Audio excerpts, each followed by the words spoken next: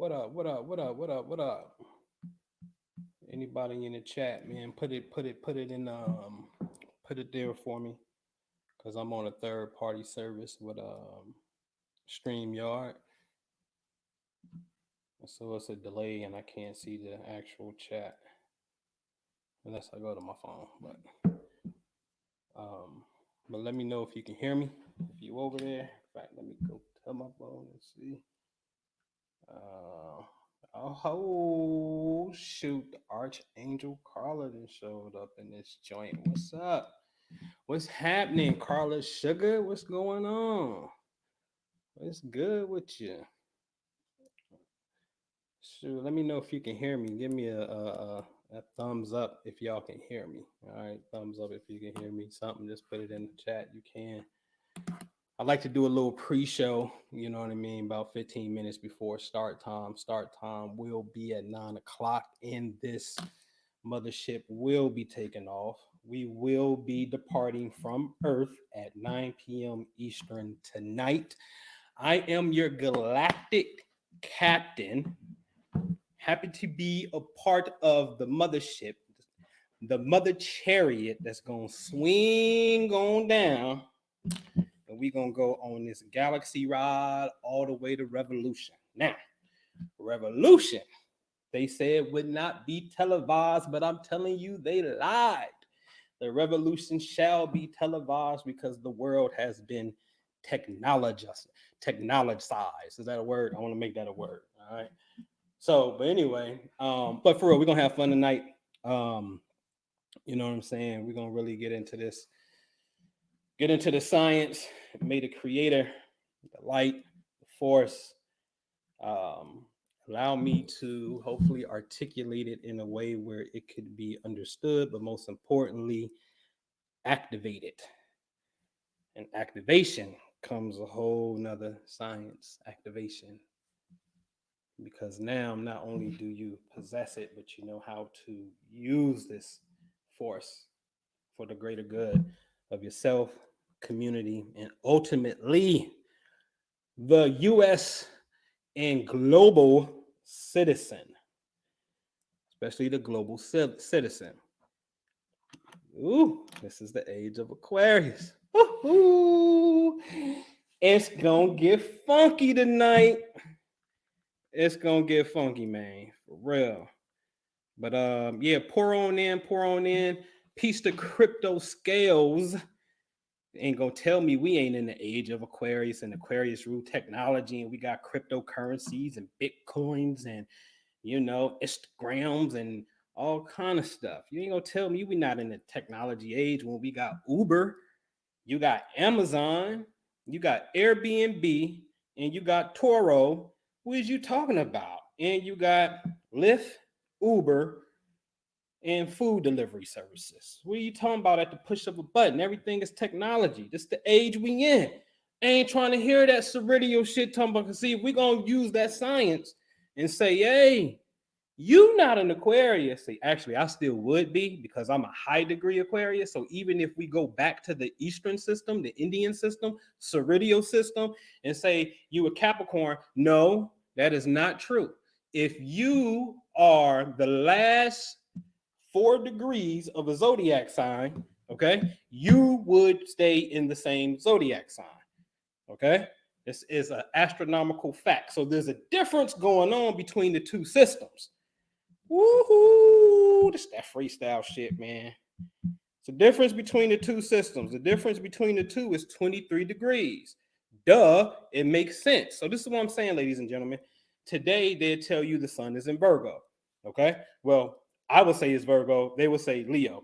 Because if you looked outside in the sky, it looked like the sun is actually in front of Leo and not Virgo. But we were like, yeah, it's Virgo season, right?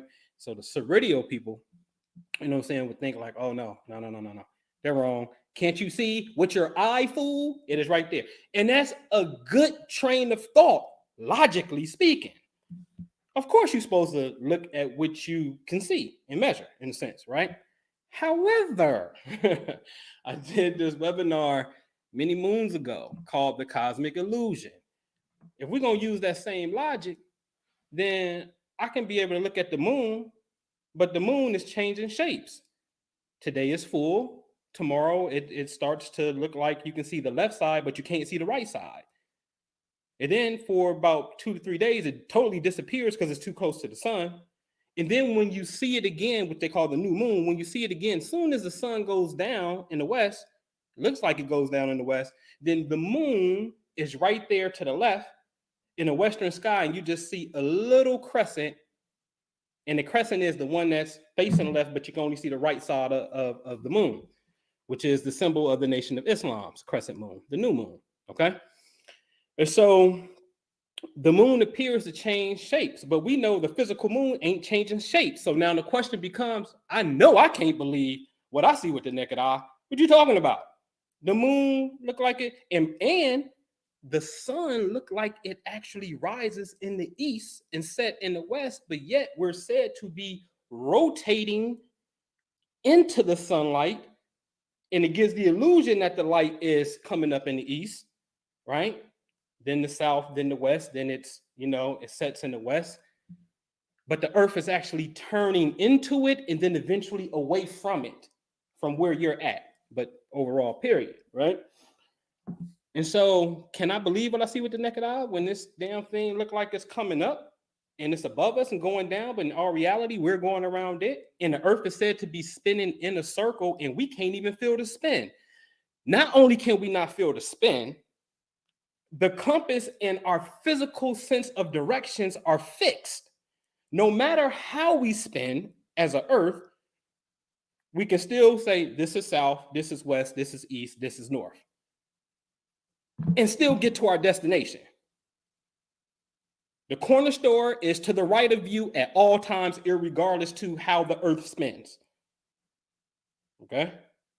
Now, you're going to tell me that I need to believe what I see with the naked eye? Absolutely not. In this science, you have to have a very in-depth spiritual understanding. I think we would possibly have to define spiritual. Anyway. Y'all see where this is going tonight, right? I see where this is going. Click the like button, man. Click the like button. Alert the algorithm, because I'm telling you, tonight we leaving Earth. Leaving Earth. We boarding the mother shit. And we're going to get busy. Because I'm telling you right now, I got the cosmic mandate. I argue any nigga on Earth, in any goddamn galaxy, show me your cosmic motherfucking mandate, nigga. Show it to me.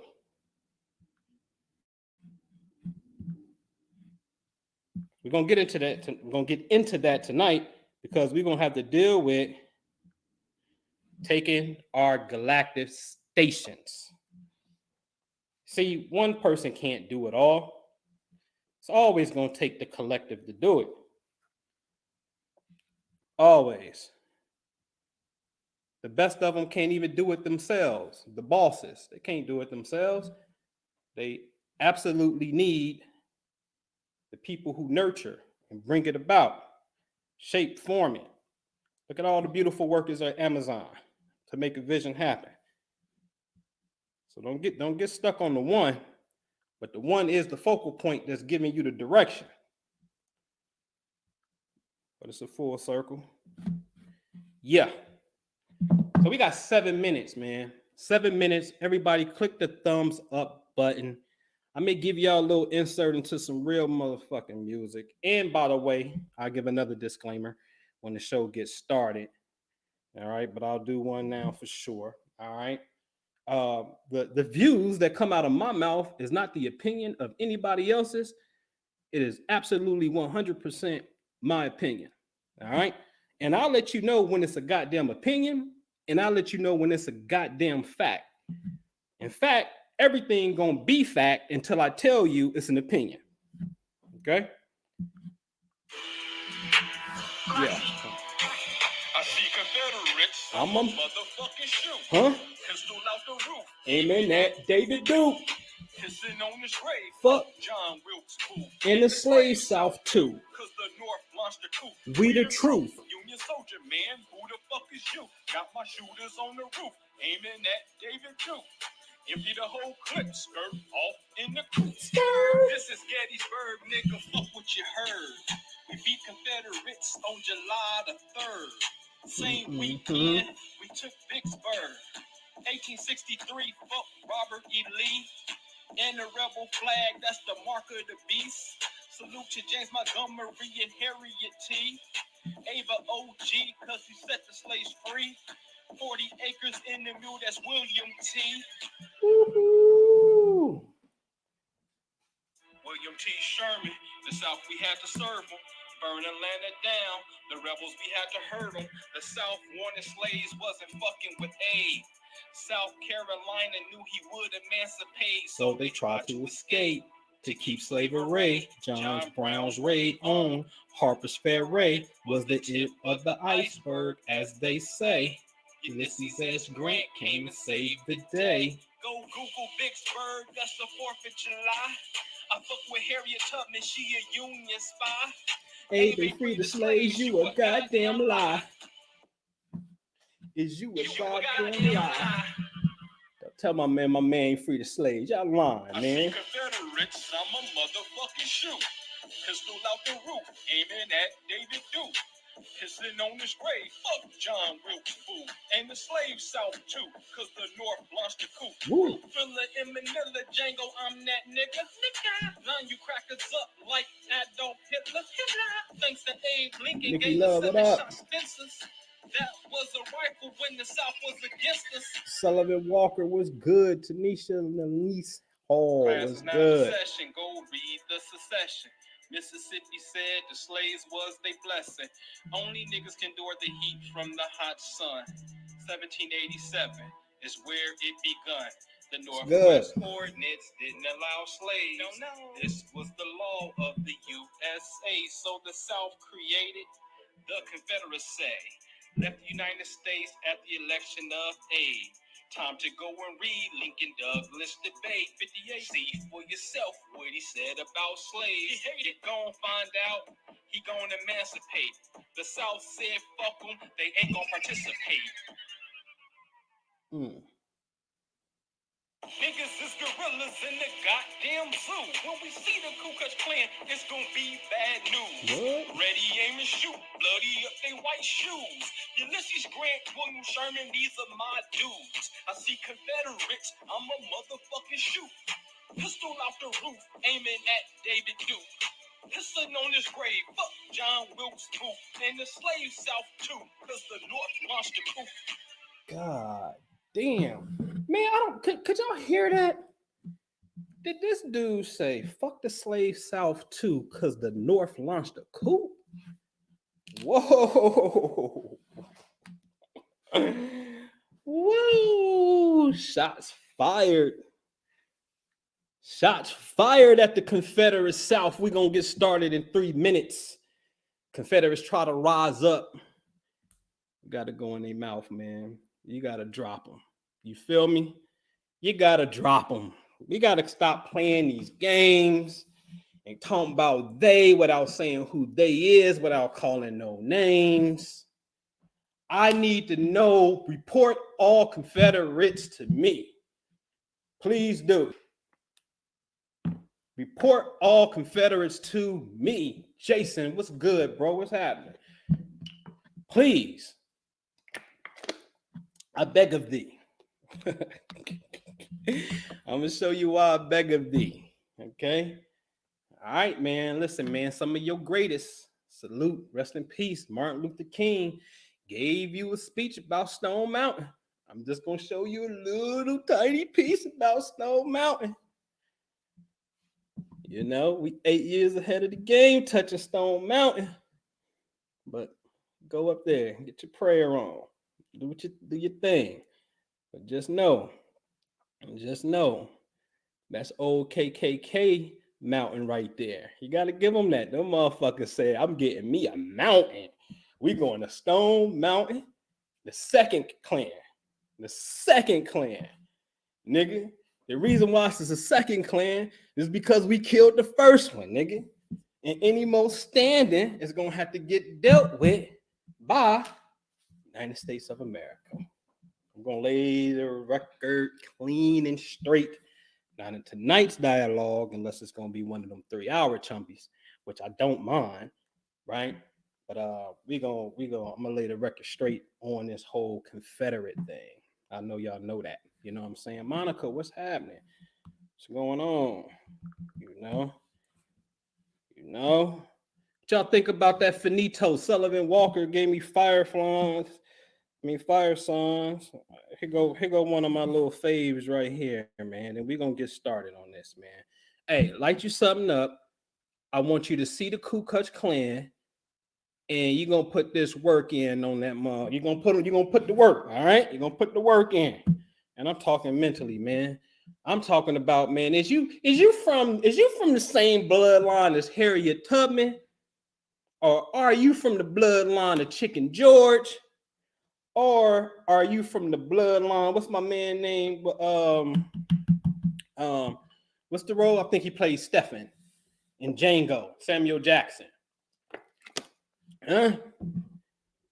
Boy, he played the hell out that role. That role had me burning hot. And by the way, Django is by far the dopest movie ever produced for your black ass. If you ain't giving Django no credit, you a sucker. I just gotta say that, man. All right. And I'm talking about especially if you ever took the position, because I'm gonna tell you how deep this shit go. This is how bad this white boy got some people. And I gotta salute all my folks that's up in here, man. You fuck with this. I thought about this shit the other day, man. I swear I was like, yo, we are the motherfucking we the pink elephant in the room. I ain't gonna even get into skin pigmentation and how rare we are.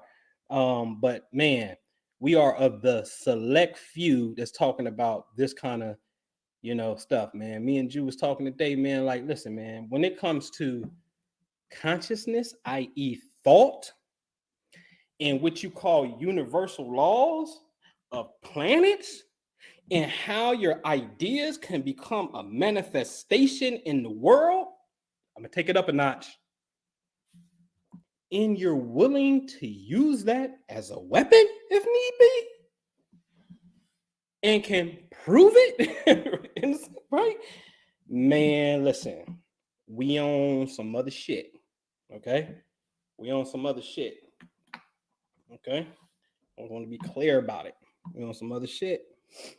Nobody takes it more serious because we're talking about consciousness, man. You know what I'm saying? At the core, you know what I mean? And humanity has to figure out how to increase the vibe, whereas forever peace and prosperity and no hostility, when not to the point where there's conflict and bloodshed and death. You beyond that point in your evolution. Well, you at that point in your evolution where you can make the decision to do the right thing. Shout out to Spike Lee. All right.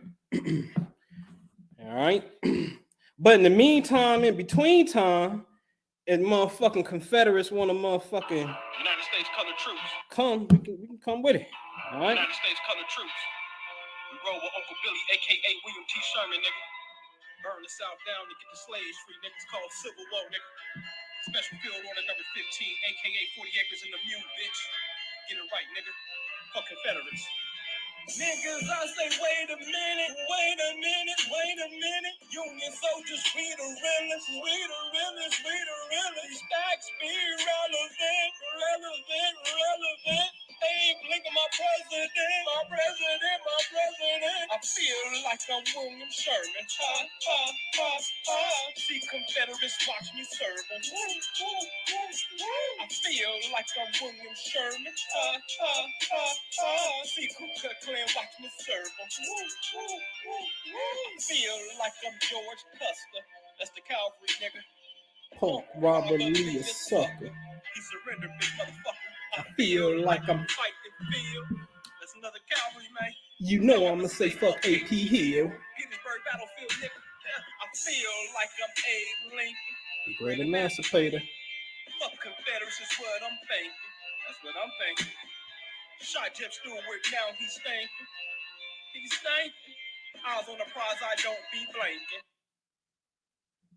Feel like I'm William Sherman. Ha, ha, ha, ha. See Confederates watch me serve them. I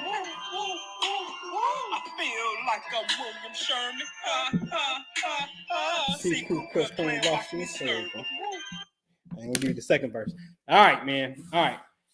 So, Sullivan, what you say? What's going on with the vaccine and the seasonal changes coming, man? Bro, man, seasons always change. I ain't really looking into to see the nature of the season, if it's gonna be extreme or light. And vaccines don't exist in my world. You know what I'm saying? Literally, you know what I'm saying? Quarantine don't exist in my world.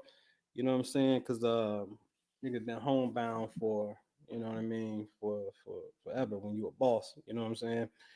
And so I don't know, man. I don't know. I just know that you know,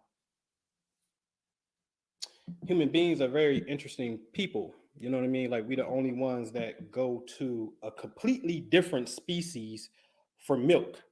Like, you know, or outside of our mothers for milk. You know what I'm saying? Let alone I can see if you went to a Filipino woman or a West African woman or a white woman, like, but you go to a cow. You know what I'm saying? Like human beings are very interesting to me. And why do we think we have to take foreign objects in a sense, you know what I'm saying, to not get sick? You know, my children are never sick. And if I let my son go to school, because every now and then I'll let him go a year in school, whatever, and he always gets sick, you know what I'm saying? It never fails. But these are the children that are vaccinated. And it's interesting because they tell you that they put the traces of the flu in it so your body can adapt to it so you won't get the full flu. But them motherfuckers be in class, you know, not the kids, motherfuckers, but people be in class, you know, with the flu and shit. You know what I'm saying? So me personally, you know what I mean, vaccines are don't make sense to me. And it's not to say that there haven't been evolution of some. It'd be a bold faced lie.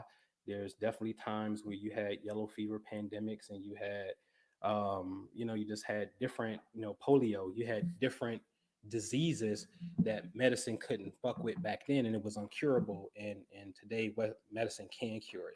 You know what I'm saying? So I'm not gonna say that it's not no advances in the pharmaceutical industry. No, that'd be a lie. You know what I'm saying? I just don't understand the human behavior of why we have to go to foreign objects in the first place.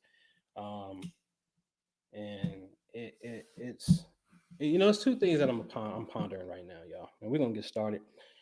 Um, you know, the yogis of the East makes a statement that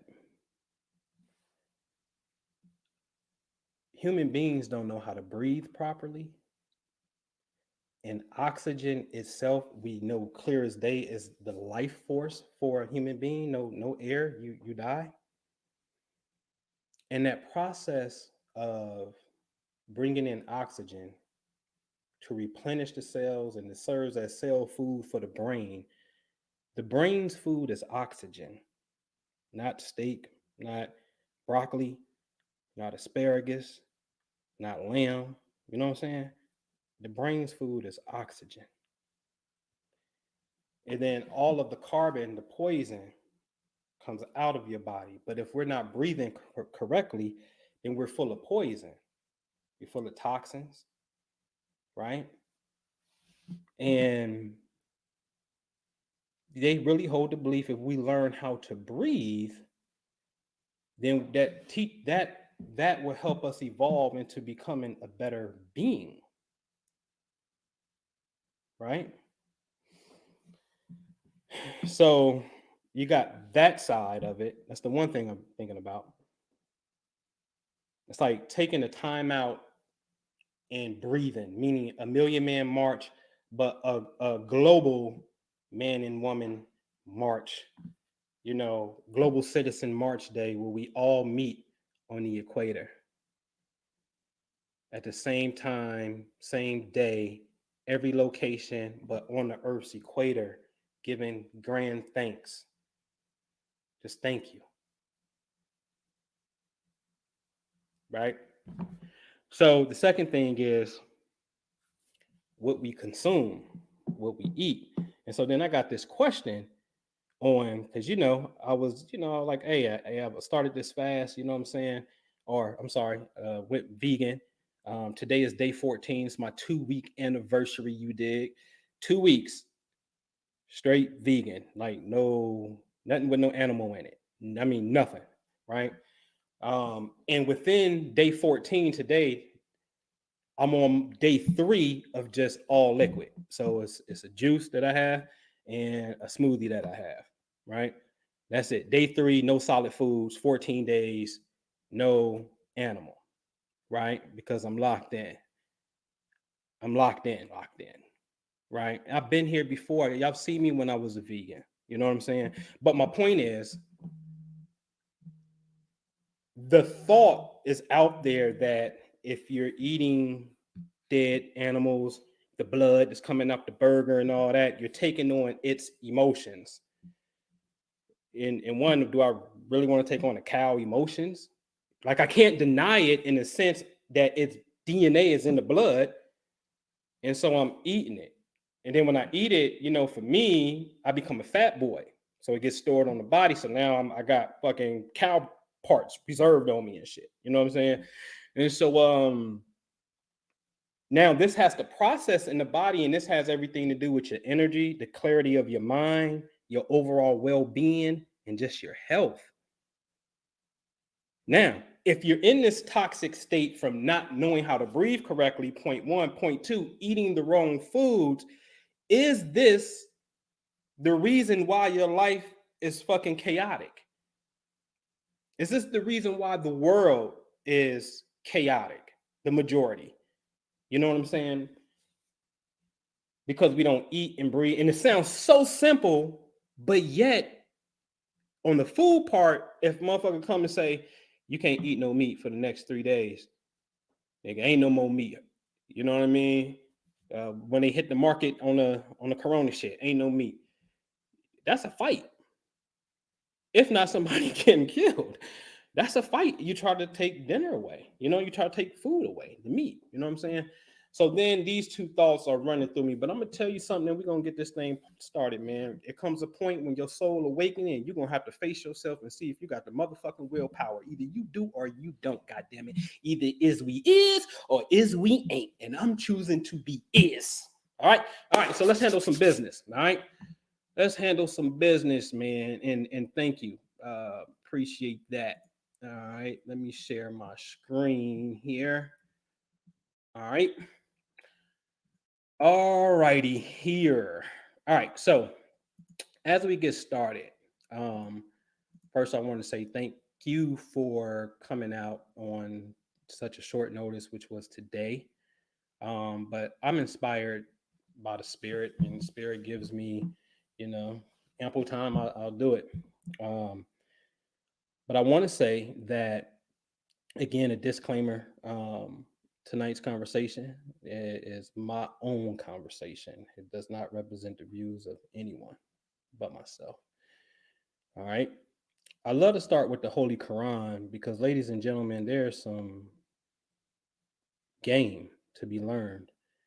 It's interesting. We did a webinar way back on Corona. You got coronavirus, but you got a constellation that's Corona Borealis, which is simply your crown, right? The prime minister did a video, dude, crazy. Your crown chakra is infected. Okay, I'm gonna tell you, girl, boy, put your crown on. Get your crown. Okay. So seriously, what you gotta ask yourself as human beings, what is your human karma for you to have coronavirus? Stop playing these God games with me, because I will bust your ass in conversations with God. God, what do you want us to learn about Corona, since you're the author of everything? You do everything. You know everything. You allow everything. There must be a lesson in Corona, because you're giving it to me. Okay?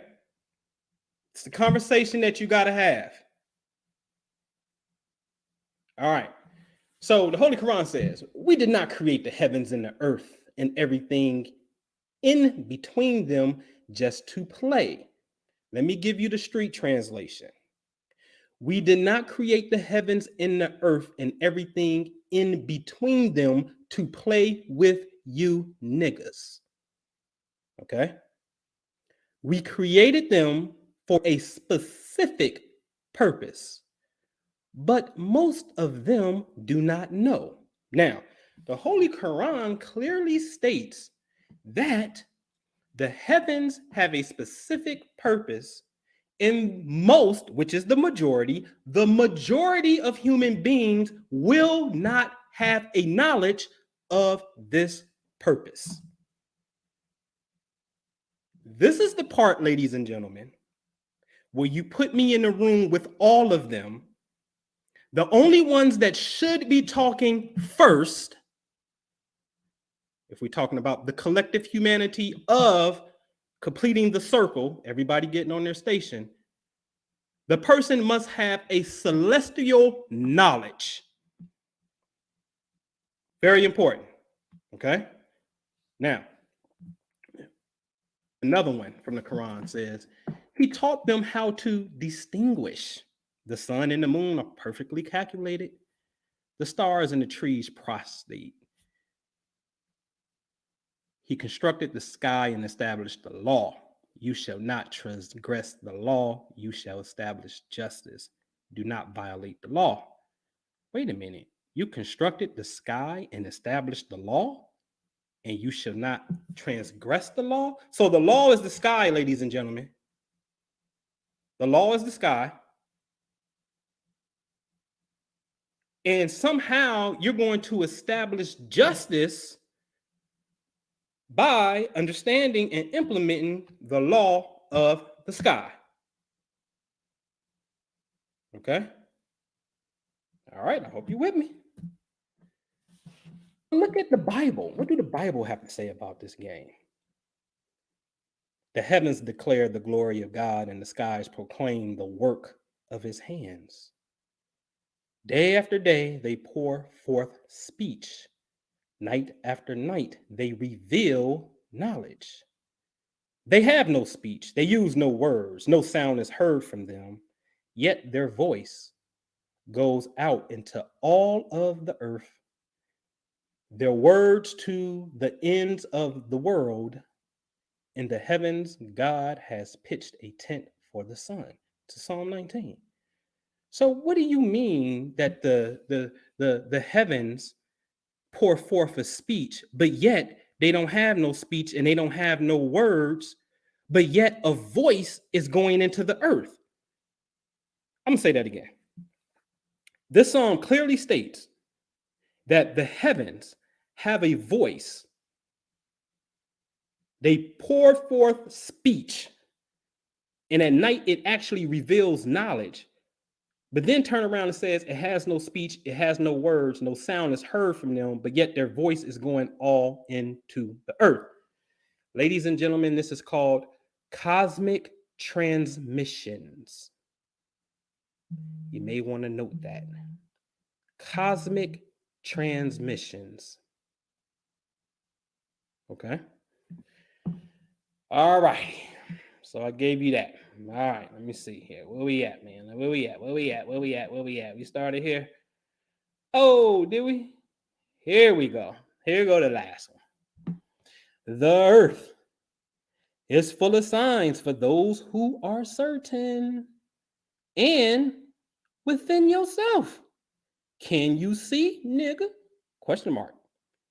In the heaven is your provision and everything that is promised to you. Whoa.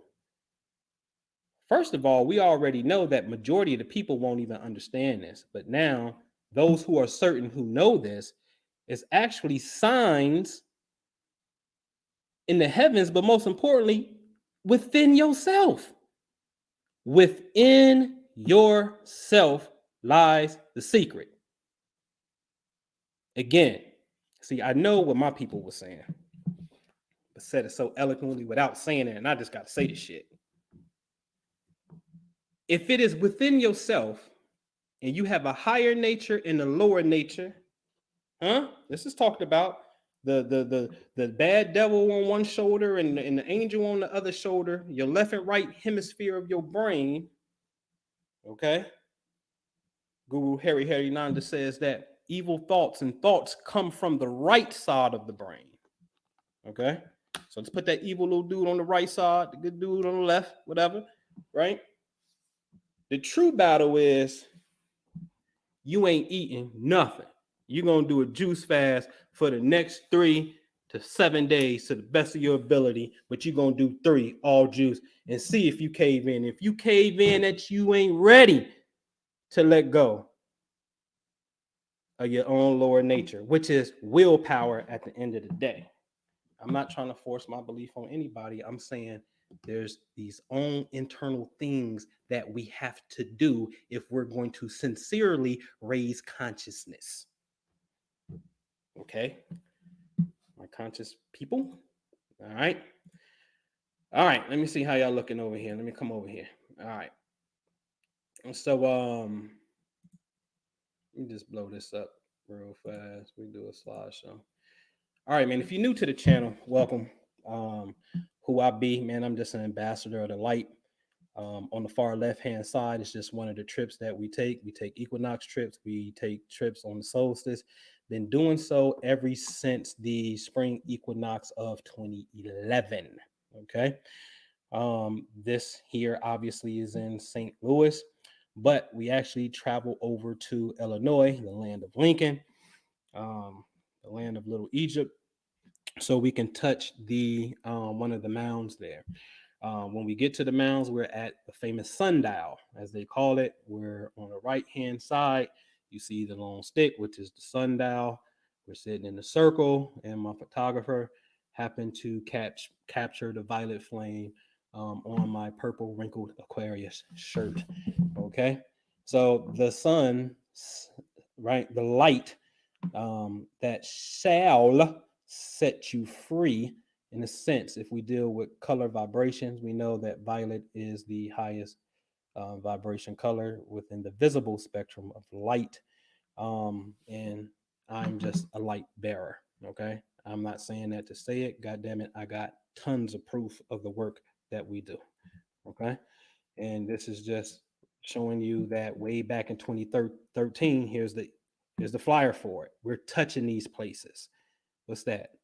8 years ago, in a sense. So we're touching these places, right? And I'm telling you, this is the bigger than Egypt tour. I'm telling you that this stuff in that you're looking at in the east is over here as well. Okay, purposely built pyramids out of earth structures. Um, you know, and so even when we take it to Egypt in the east, you got Thebes, which on the map is in the south, and Cairo at the top, which is the north on the map. But in Egypt, they inversed it. You see what I'm saying? So Thebes, even though it's at the bottom, is considered the north. All right. But the river flows from Thebes up into Cairo into the Mediterranean Sea. Okay. And on our side, in Illinois, in the red, which you can't see, but it's a city called Thebes, and I talked about it plenty of times. But there's Thebes, Illinois, and it's pointing to Future City. And at the very bottom, under Future City, you can see Cairo. Okay, and so just like you got Thebes and Cairo, you had it Thebes and Cairo. Okay, it's the same thing right here on the Mississippi. All right. We back up a little bit here again. If you're new to us, man, you know, we light bearers. This is Stone Mountain. We get there, it's cloudy. All right. But you know the work we do. We know how to make, elements and removing elements. That ain't nothing. Clouds be gone. You're just a cloud. The cloud was really the Confederate KKK thought form. And we banished it. I'm telling you that. We banished it. This is the proof. I'm telling you. This is the proof. Okay. You want to get magical, you know what I'm saying? Magical would be something like this, where July 27th, 2011, I'm telling you back on my radio show, right? That's 10 years ago. That's a decade. 10 years ago. God damn. You serious? That's a decade. 10 years ago. I'm telling you about this full moon that's coming in on July 30th. And you see what I actually called the radio show. I want y'all to pay very close attention to what I'm saying, because this is the only magical game I'm giving you. Well, I'm gonna show you one more thing as it pertains to the Confederates to let you know that we will fuck them boys up from the angelic side, and humanity is getting ready for a major shift so we can get on with the shit and get to go where we gotta go. Okay. So I'm telling you, July 30th, there's going to be this moon coming in, and we called it the serpent moon. Okay. So what do you think our meditation was when we went outside? The serpent. I'm not telling you why I called it the serpent. I gave that up in plenty of commentary before. But you see the title of it, and you see the date that I'm telling you. In 3 days, it's going to be a full moon or a moon. I think new moon. Maybe we're gonna do our thing. Well, the next day after the moon, right? Because the moon is coming on July 30th. The next day, Tennessee family catches a snake on the windshield. And if I go down in this story, I promise you, you're going to see that she had 3 kids in the back seat. I said her husband was in the car as well. Um, and I still remember their name: Elizabeth, Rivers, and Judah. Judah, as in Judah the lion, the conquering lion, right? So symbolic what that lion really represents on so many levels that I have. That's a lecture all by itself. Okay. Um, but you see, this is the lion, and this is where the meditation took place. But we cast a serpent. Do you not see a serpent under it as another constellation? Hmm? Come on, man. Okay? Trust me. What the Quran said is very true. Very true. Okay. All right. So, um, listen, man. We go. Y'all seen this right here? We at Stone Mountain. Not even a month later, this would happen. All right. And they was like, they want the Confederate carvings moved. Okay, that's a fact. They want it moved.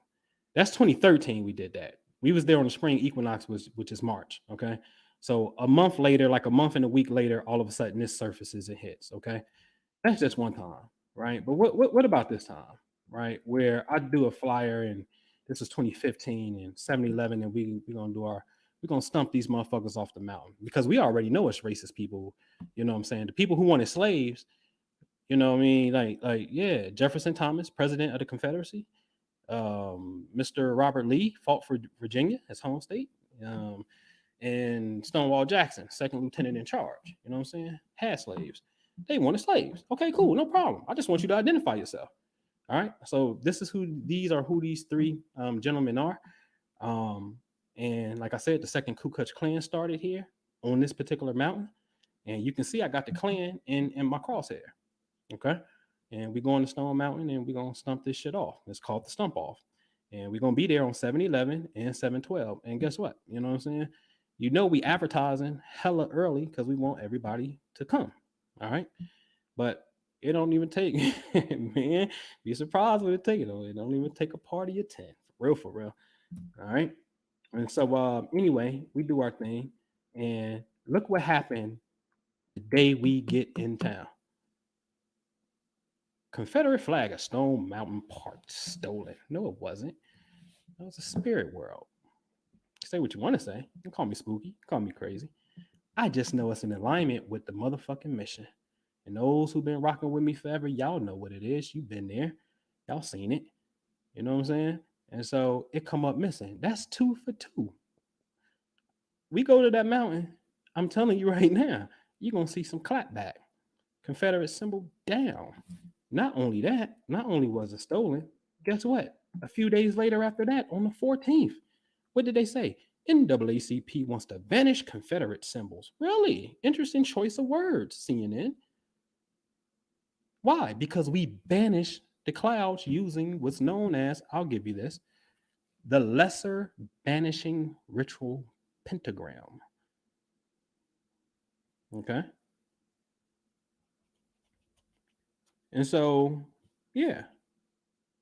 Not only that, when we're in town about to do the book signing, run the Old Navy real fast, go to Staples to the copy center as well. We come out of Old Navy.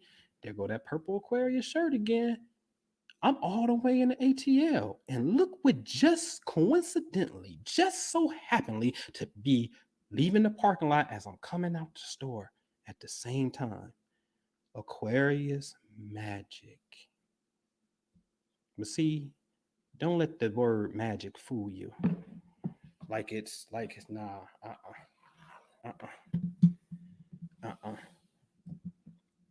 That's the divinity of God. Okay. So what I'm gonna get into, all right, comes from the fact, ladies and gentlemen, that we are in the age of Aquarius. This is a fact.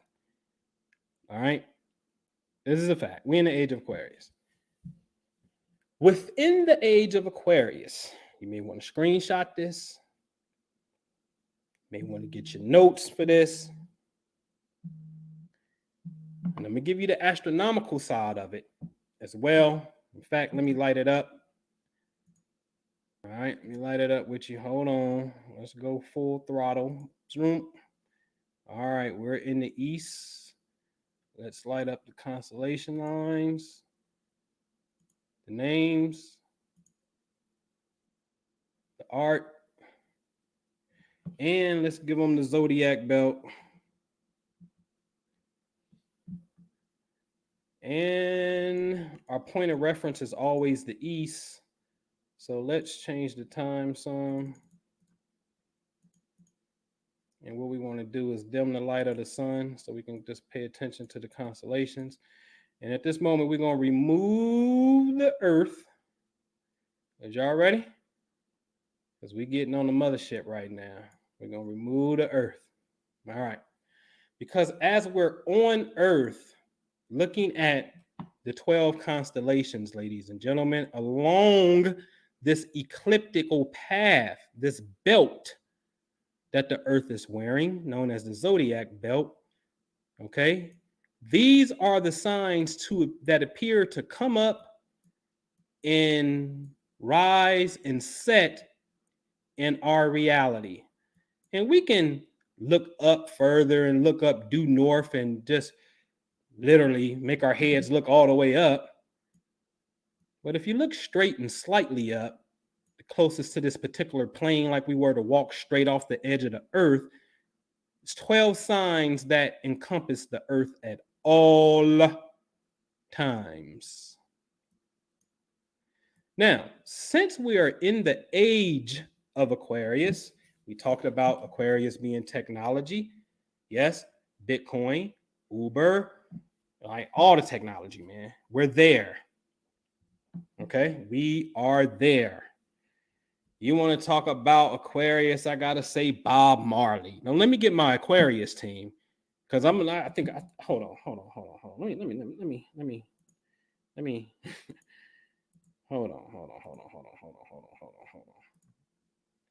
Let me look out in the face and take all this, okay? All right. Listen, don't make me go get the Aquarius team. The Aquarius team is the coldest of all humanity teams that you can put together. I'm gonna go with Bob Marley. I'm gonna go grab Oprah. I'm gonna go grab Michael Jordan. I'm gonna go grab Abraham Lincoln. All right. I'm gonna go grab Huey P. Newton. That's gonna be my starting five. Now listen, Huey P. Newton, say what you want to say, because I had this conversation with myself yesterday. Huey P. Newton, a bad motherfucker. And him and Jordan got the same birthday.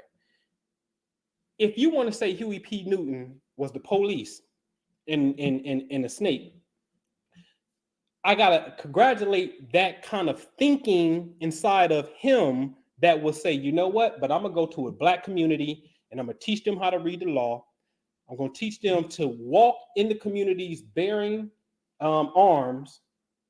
We're gonna feed the children. You niggas don't feed kids. You're gonna feed the children, right? With the breakfast program. We're gonna police our own goddamn community. But here's the kicker. Here's the kicker. Here's the kicker. If he was a police that just says, nah, you're lying. Here it is right here. You storm the California State House, I think when Reagan was governor, and y'all walk in there with shotguns and y'all made senators, state senators, and state reps run for cover because niggas showed up in berets and all leather on with shotguns and pumps on them? What? Nah, you can miss me with that. And they didn't kill Huey either. So you ain't gonna tell me about this force that's trying to progress humanity. My sixth man off the bench, although he belongs on the team Gemini, but I got to get a little bit of he over here. Tupac. Tupac had Mars and Aquarius. Mars is the thug. Mars is the gunshots, the AK-47 that's tatted on his stomach. Mars is the bullets he got hit with. Who shot you? You understand what I'm saying? Mars is all of that. Blood, that's Mars. Blood, literally. Shit, he rolling with Suge the blood, right? Okay. Mars is all that. He got Mars in Aquarius because you love him not for his lyrical ability. You love the passion, which is another key word for Mars. You love the passion of the masculine rebel energy he exudes that would say, fuck Illuminati, Illuminati. And it's that spirit in which the Aquarius world is so imprinting on you to understand that shit is done. You know why it's done and what the spirit did with Pac? They memorialized him in Stone Mountain. Wait a minute. Stone Mountain is the home of the KKK.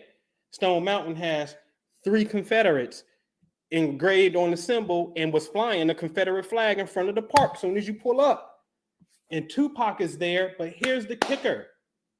Did not Tupac shoot 2 off-duty white police officers? And guess what? The state dropped the case. Didn't even go to trial. Because the cops was out of pocket. So now you in Georgia, which is the 5th, if I'm not mistaken, state that turned Confederate. Yeah, they was the 5th. The 5th. But yet he's memorialized at Stone Mountain, the same place. I can also show you where we banish this shit. And every time we go, all of a sudden in the news, those images have to come down. Because we're programming ether, cosmic transmissions. Okay? You gotta learn how to be the programmer, though.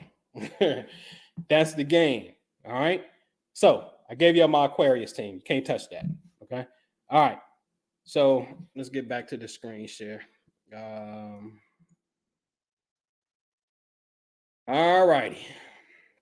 Now, so since we're in the age of Aquarius, okay, then that means that Aquarius is the light that has the first imprint upon us. Very important to understand this, okay? Because we're in this age, okay? So if we get rid of the Earth and we just come over, then Pisces would be number 2, okay? And I'm going to put this on 2D paper for you. So Pisces would be number 2. Aries would be number 3. Taurus is number 4. 5 is Gemini. 6 is going to be Cancer. 7, which is completely opposite Aquarius, is going to be Leo. 8 is Virgo. 9 is Libra. Can't wait to get on that one. 10 is Scorpio, very interesting. 11 is going to be Sag. By the way, ladies and gentlemen, here's your science on why Ophiuchus is not inside of the 12 zodiac signs, because his constellation sits north of the Scorpion and north of Sagittarius. Now, if you want to say this little bit of space here is that, okay, you can. But like I said, you know, we know what it really is. All right. This is why in the records of Timbuktu, they only got 12. Okay. The Temple of Dendera zodiac, 12. All right.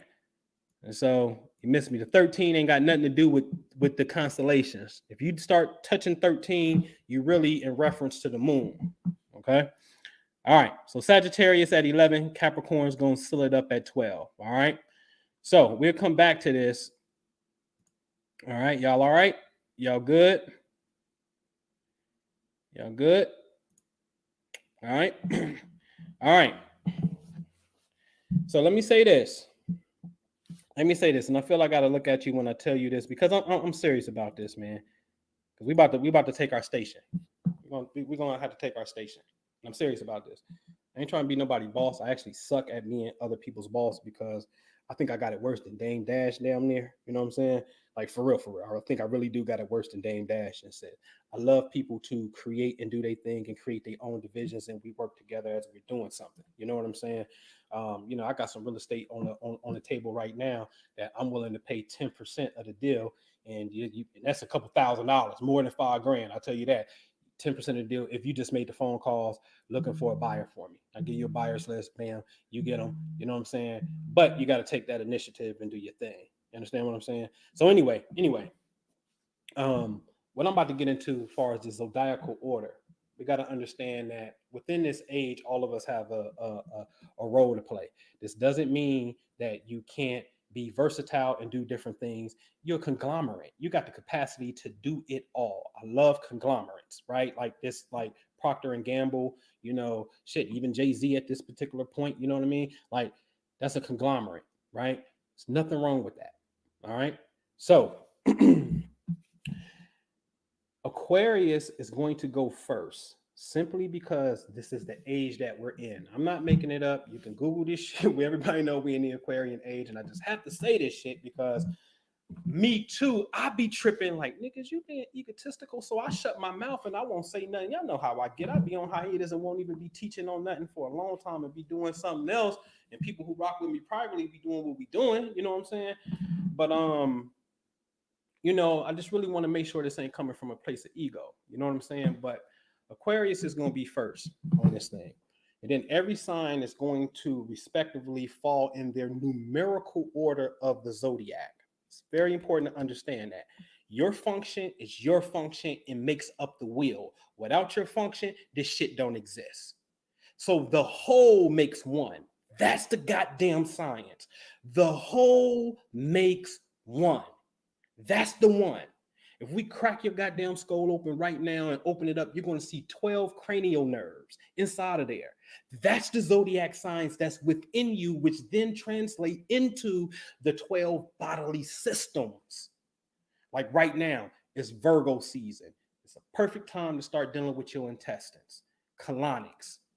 Rest in peace, Greg, from what was that? Love and Hip Hop. I think it was Love and Hip Hop. I never watched it.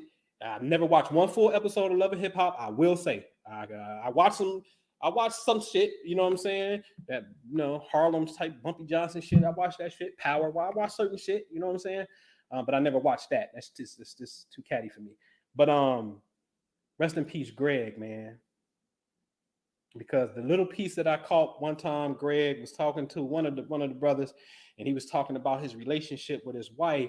And he was talking about, man, when she get up, man, I sprinkle powders on her. And I was dying to fuck laughing. Like, did this nigga say he waits for his girl to get out of bed, so when she get out of bed, he sprinkles some powders on her and shit. That was some play ass shit to me, right? And so, but anyway, Greg died of colon cancer.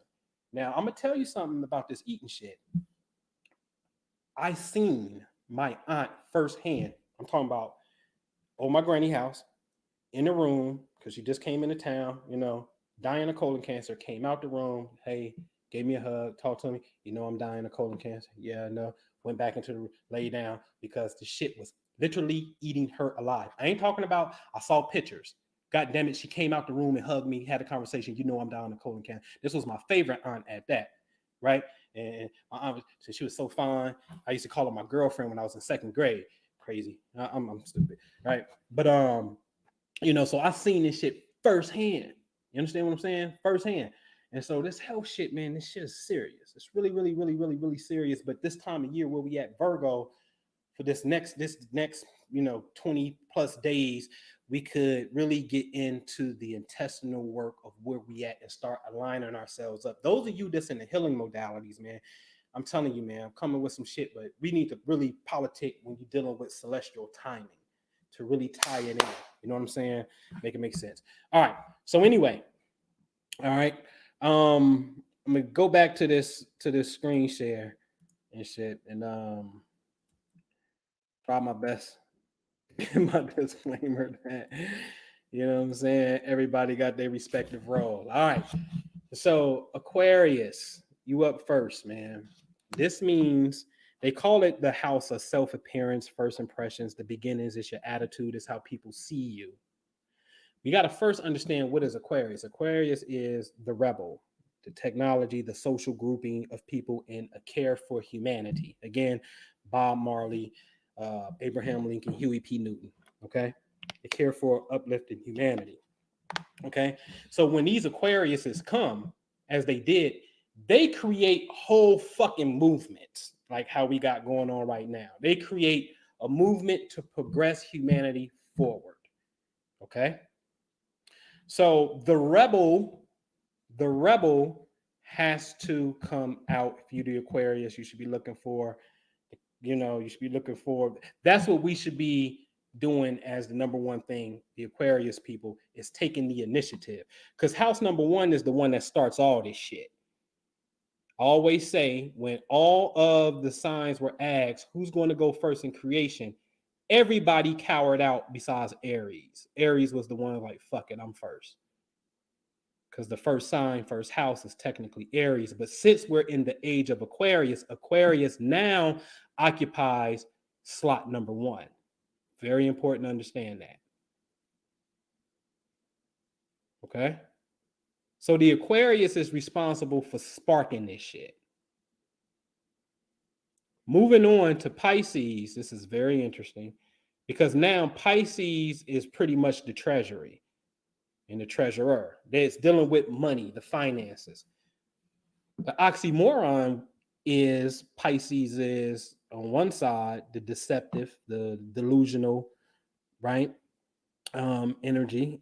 But on the high side, that shit is the clairvoyant one, the psychic, music, mysticism. I always said look into the dictionary and you have Pisces, you should see Erykah Badu, a disguise, right?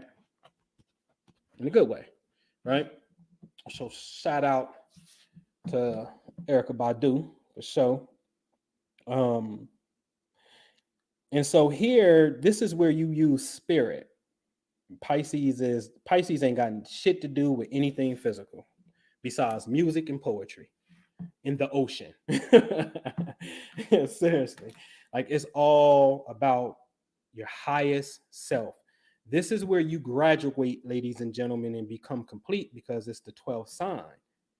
So it's about that super cosmic consciousness that's within you. Okay. So they're here over dealing with the finances in a sense.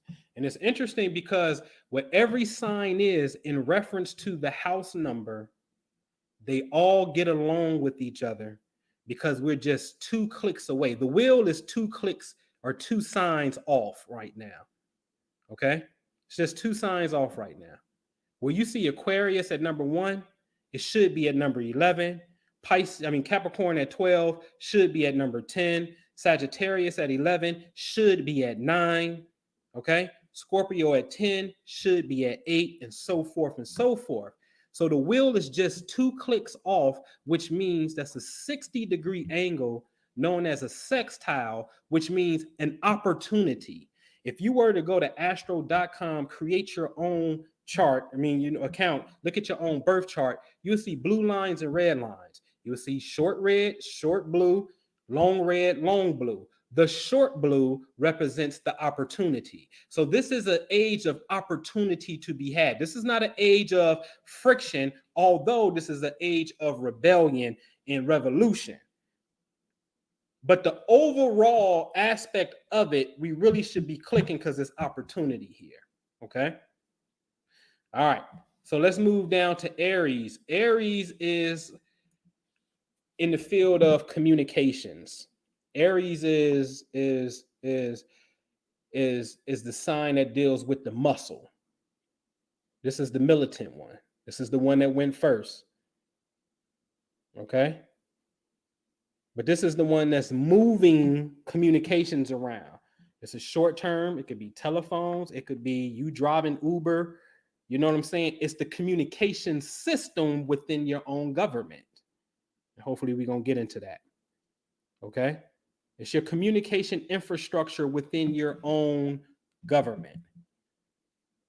Aries is here. Enforcing the movement. Also, the bodyguard of the movers and teachers, because the third house is the teachers. And then also the Aries energy, especially if you're Aries and you can fight, like, martial arts, some type of fighting art, and you are Aries, your ass is a teacher. And you are not on post if you're not teaching that particular skill. I don't care if it's to your children's friend or you at the community, you have to be teaching that skill. Okay. The home life is Taurus. Very interesting here, because now in this age, this is how you get home, but Taurus is money. So that's money at home. So now this is the age where you should be able to get money at home, and then Corona comes and sits you down, and now jobs are changing their flow and say, oh, you know what? You can do this shit from the house. For real. Unless you at a factory, you know what I'm saying? But this is where money in the home, and I'm gonna tell you something, Taurus, because you signed the money, and this is home. Your ass better be on some big real estate, because the fourth house literally says home. That's literally the home, and then Taurus is money. So homes and money is what? Real estate. Hello, ladies and gentlemen, this stuff is not rocket science. It's only 12 signs, and we count 10 planets. All right. Well, 9 if we ain't gonna count, that, but it's all good. So moving on, Gemini is in the 5th. This is very interesting because Gemini is obviously the teacher, the speaker. You know what I'm saying? 5th house. This is romance, creativity. This is children. So Gemini, to a degree, is a teacher. So teaching the children, teaching about romance, teaching about fun, teaching people in their creativity. Gemini is just all forms of communications, period. So in this age, it's in the 5th house, which means it has to, incorporate these particular principles right here. Gemini is actually the one in this age that's responsible for the children. So the Gemini, if you are intelligent, your ass got to teach the children. It ain't no ifs, ands, and buts about it. I don't think you could necessarily get away from, well, I got the romance sector down, but I ain't, no. You're supposed to have that, and you have to encompass the law. Okay. So Gemini has dominion over here. Very interesting, because even though it's romance, Gemini is not necessarily an energy of long-term relationships. Gemini is Prince, ladies and gentlemen, with an Aquarian moon. But Gemini is Prince. Okay. And so it's fun here. This is not relationships. This is the romantic fun effect, the date night shit, right? So Gemini is one of those signs that can go for a little bit of room in relationships, and a short distance or long-term relationship or long distance relationship could work for them because of the Gemini energy. Okay. Moving on. Cancer, the mother. Cancer's the nurturers, right? Health, fitness, being of service. I'll tell you something about Cancer. Cancer rules the lymphatic system. Lymphatic system does not have a pump. Okay, your heart has a pump. That is the pump. It's pumping the blood throughout the body, but the lymphatic system of the liquid trying to get back up to the heart. You don't have no pump in your feet. You don't have no lower pump to pump it back up. So the lymphatic system is part of the immune system. And notice it's water lymph. This is ruled by Cancer. Cancers, you got a great responsibility as it pertains to health and fitness. And I'm going to tell you something else, because Cancer is naturally the sign of being at home, but the sixth house is the house of work. You, Cancer, have to also find that ability to work from home in a sense as well. But being of service is the key, and health is the key here and whatnot. And making sure that the family, because Cancer is family, making sure that the family is taken care of. Cancer, whether you're male or female, you're the doctor and nurse of the family in this age. Okay. Leo, you in the seventh house, it's your world. It's all about relationships. Relationships should be fun, loving, creative. This is where you get married at in house number 7. They get along. I like it.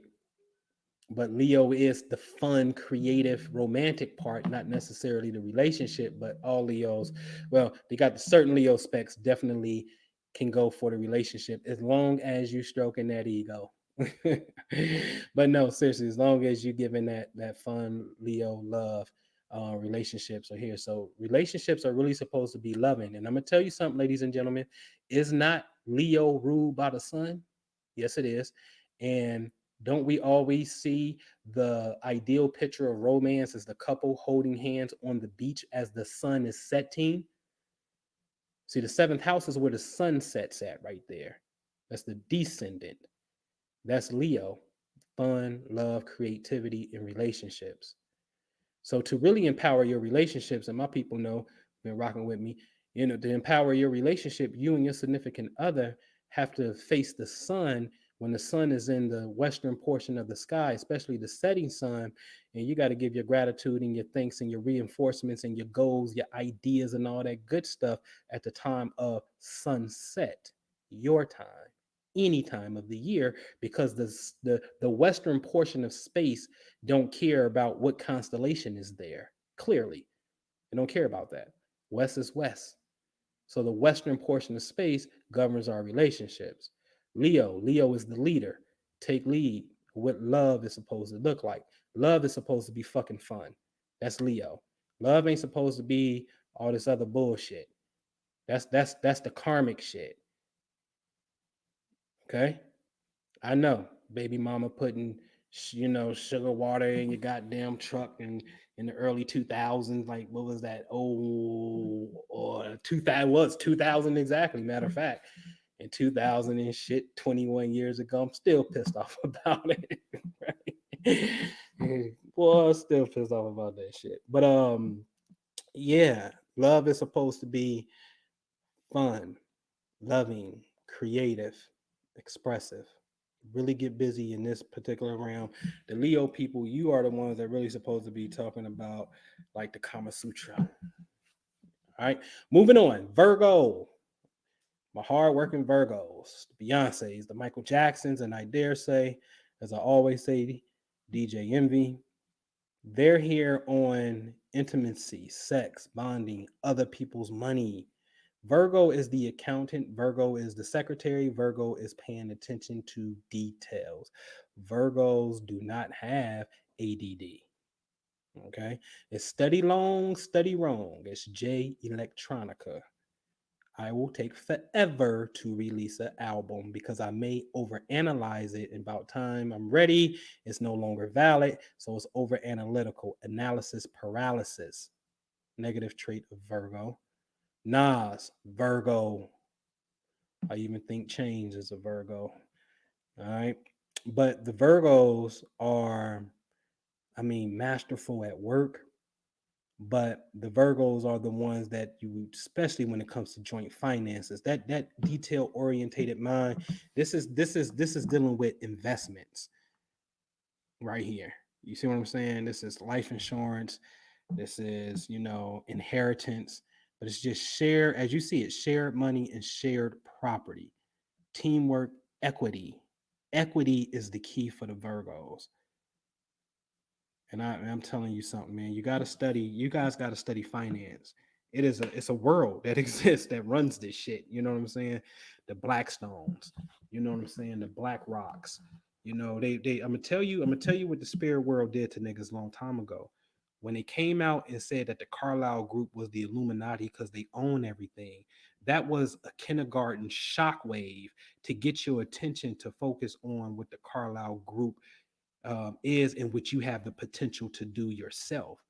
It's just a private fucking business who got private money from people and institutions, and then they go out and they buy companies. What's evil about that? Nothing. That's private equity.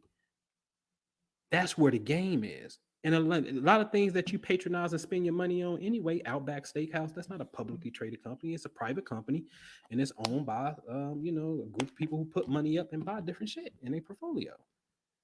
The Virgos, because to bridge the gap, I got something. I got something. But you have to be an analytical person. See, I'm a red personality. I ain't afraid to talk. I ain't afraid to knock on the door. You know what I'm saying? Like I ain't afraid to initiate and go get it. It's the details of operations that I do, but because I'm a boss and I gotta do it, but I don't want to do it. You know what I'm saying? And I ain't even bossy if I got to do it because now it's at that point, honestly, where it's like, okay, you need somebody that want to come in on that COO on the operating side of it in a sense. And that's where the Virgo energy comes in at. I'm telling you, you are the COO of the world. You're not the CEO. The CEO, and in fact, I ain't going to say COO. You might really just be the CFO when you're right here, Virgos, because you're dealing with other people's money. When you're dealing with this money and the acquisitions of properties and businesses, you just gotta have a CFO type of mentality, and it's needed in this age. All right. Um, Libra, very interesting. The sign that deals with marriages, the sign that deal with partnerships. What they're on the position of higher learning, traveling out of the country. This is the philosopher. This is college. This is where you go to a place of interest out of your own country and you study what their spiritual custom is and you practice. And you don't have to do it for a year or whatever, but you practice, you go embrace it because you have an interest in it. Libra in the age of Aquarius is the relationships are supposed to be taking us into higher consciousness. If you ain't got a relationship that ain't taking you into higher consciousness, then what do that mean? You're stuck in lower consciousness. And that shit is, you don't want to be you don't want to be there. Trust me, you don't want to be there. All right. So Libras, it's imperative that you be in a relationship and the husband and wife, and whether you life partner, whatever it is, the husband and wife are the ones that's teaching people, you know what I mean, higher learning. All right. Scorpio in the 10th. Very interesting. Oxymoron. Scorpio is secrets, ladies and gentlemen. The 10th is the public. So that too, even though it's an opportunity, is very interesting. Always say you got to move like government. Everybody don't have a clearance pass to get over here. That's what I loved about being in the mystery schools. For each degree, there's a password. If you don't have the password, one, you ain't even coming to the thing because you ain't even invited and you ain't even a member. But even if you did try to knock on the door and we having a meeting and we on the third degree and you ain't even, a part of this, you know what I'm saying? You ain't even got a password to get in. But even if you do, certain passwords reflects the amount of knowledge that you have. It's like going through the grades 1 through 12. You ain't going to high school until you pass middle school, right? All right, excuse me. All right. So Scorpio, um, oh, to my point, government has secrets. It does, right? The people with the secret, secret pass is the one that get access to the things in government, right? So it works here, but Scorpio is joint finances, and honestly, is what the government looks like. You know what I'm saying? And this is very interesting because to me, this is the deepest sign as far as the depth of um, subjects that this sign touches. It goes from being a forensic person, and which has always fascinated me because you a bad motherfucker if you can cut somebody open and see how they died. They're dead. What are you doing?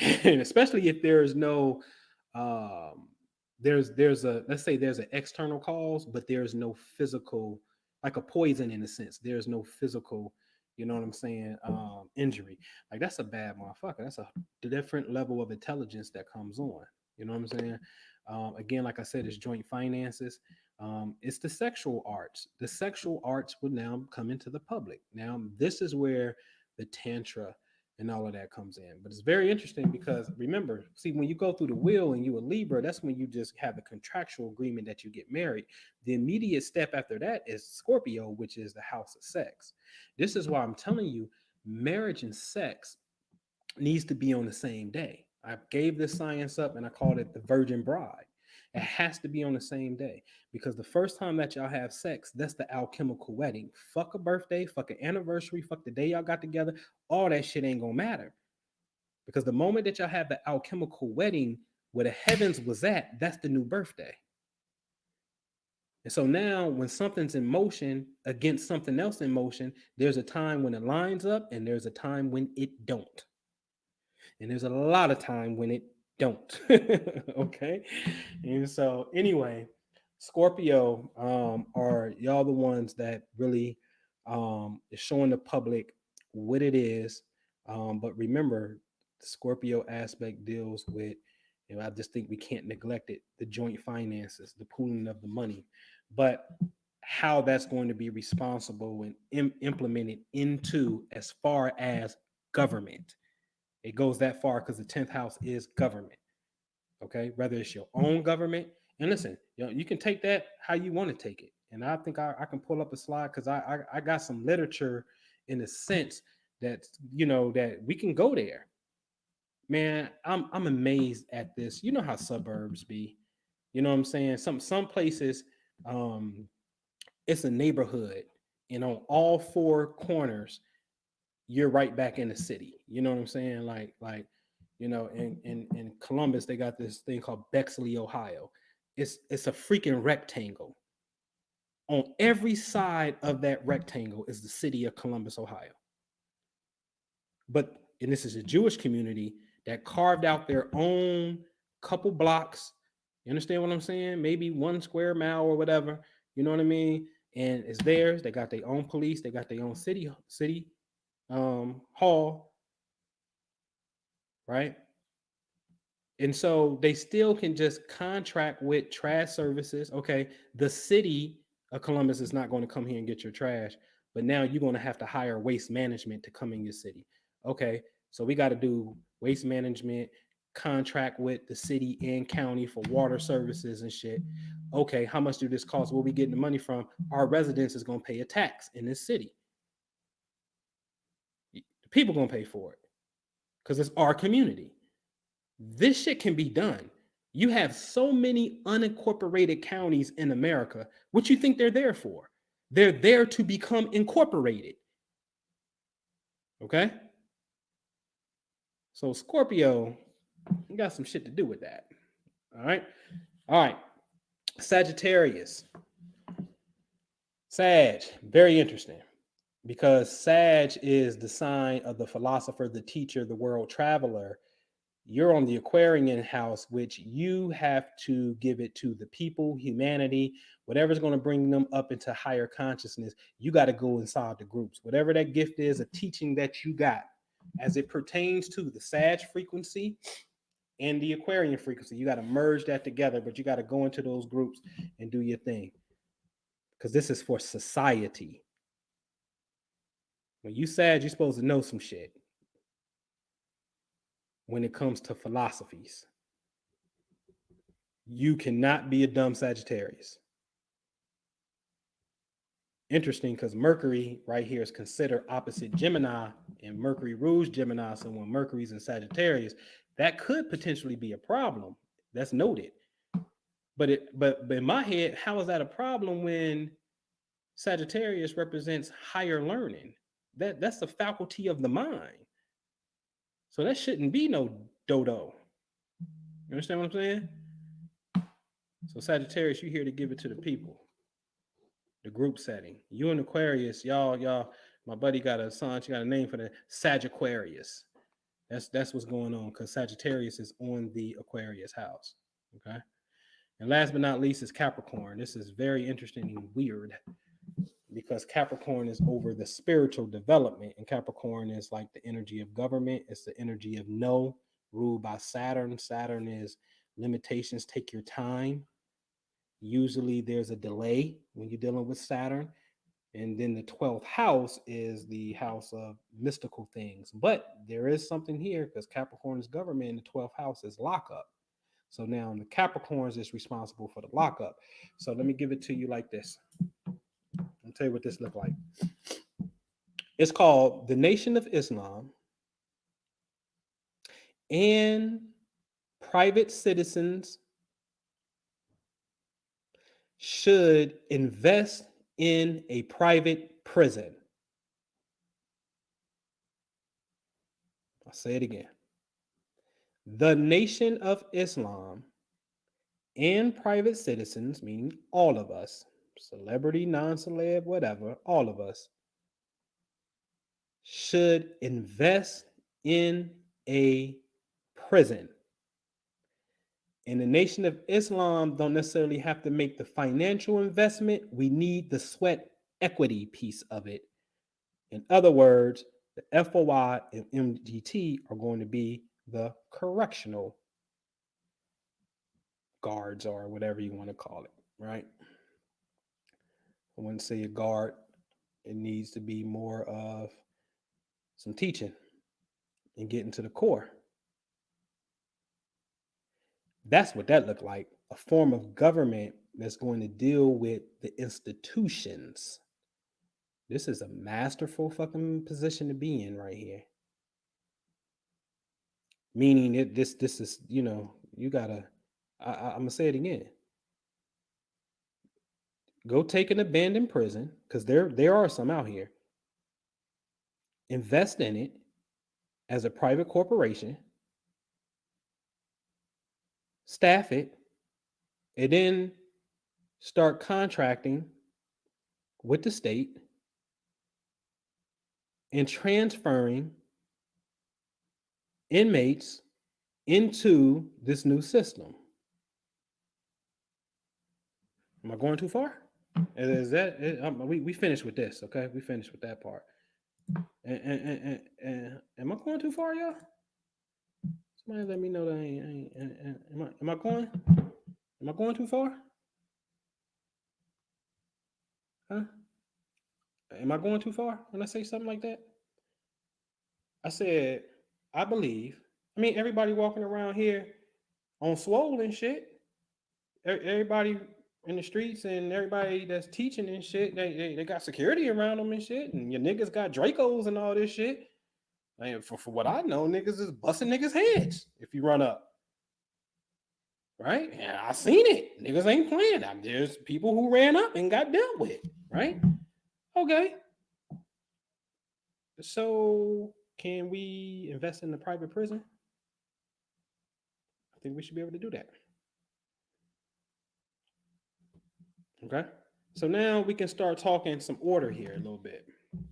Okay. When you're dealing with house number 1, Aquarius, house number 1 is also the defense. That's the Department of Defense. That's I kick your ass if need be. That's what that is. That's House number 1 is the military executive branch of government, literally, because this is the police that's going to bust your ass. Okay, if need be. All right. Aquarius is making the executive calls. Okay. The banker, as I said, twofold, Virgo and Pisces. Okay. All right. So we got to have a banking aspect. Then you got to have systems of communication and systems of currency to move shit. You understand what I'm saying? So hold on. Let me give y'all another PowerPoint real fast. What was that PowerPoint? It was another one. It might be on this one. Is it on this one? We started writing some shit. See, hold on, man. Where is that shit at?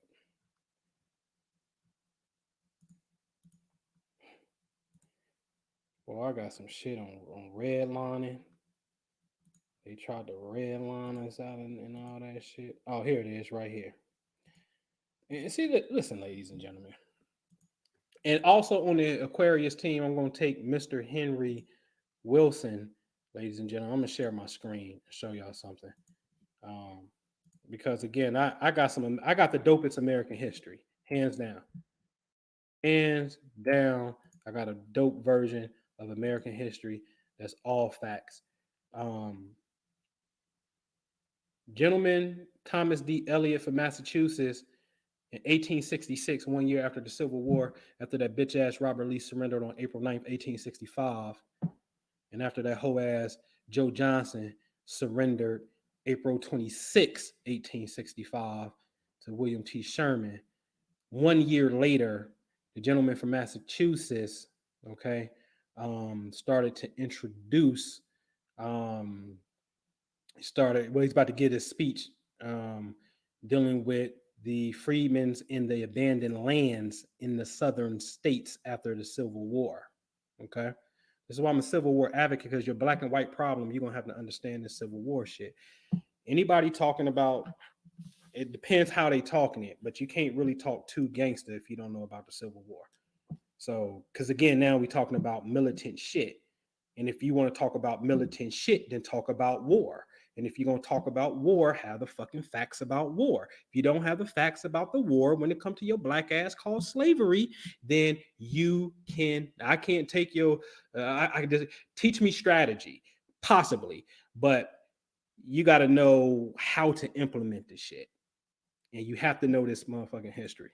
Okay. So a bill was introduced. Mr. Wilson asked by anonymous consent, obtain leave to introduce a bill, Senate Bill 443, to incorporate the Freedmen's Saving and Trust Company, which was read twice by its title, referred to the Select Committee on Slavery and Freedmen in order to be printed. So he wanted to introduce, right, to incorporate the Freedmen's Saving and Trust Company. Ladies and gentlemen, that was your bank. You had a bank. Okay. Yes, you did. Immediately 1 year after General Lee and them surrendered, next year, your ass had a bank. Okay. And this is Mr. Henry Wilson. Salute. Aquarius. Salute. Super duper salute. So, ladies and gentlemen, what I'm talking about is, here's Senate Bill 444. Just something basic. But I want y'all to, because I'm going to ask y'all a question, and let's get into some Q&A so I can answer your questions. But when I read this bill to you, I want to know if I'm tripping, because I know that this is what the collective unconscious is really screaming for. This is the reality that we're looking for. So let me blow it up. All right. And so this is what it says. Chapter 1. An act to dedicate the Freedmen's Building. The Freedmen's Building, ladies and gentlemen, is the next door to the United States Treasury, which is known as the Treasury Annex Building. That was the site of the Freedmen's Savings and Trust Company, our bank, after the Civil War. And so they erected another building on that site known as the Annex Building. And the Treasury, the Secretary of the Treasury, if I'm not mistaken, in the Obama administration, renamed the building after the Freedmen's Savings Trust Company, the Freedmen's Bureau, Freedmen's Building. Okay. So, Chapter 1 says an act to dedicate the Freedmen's Building to African Americans of their council, to whom they elect, to take effect January 1, 2024, thus reopening the Freedmen's Savings Bank.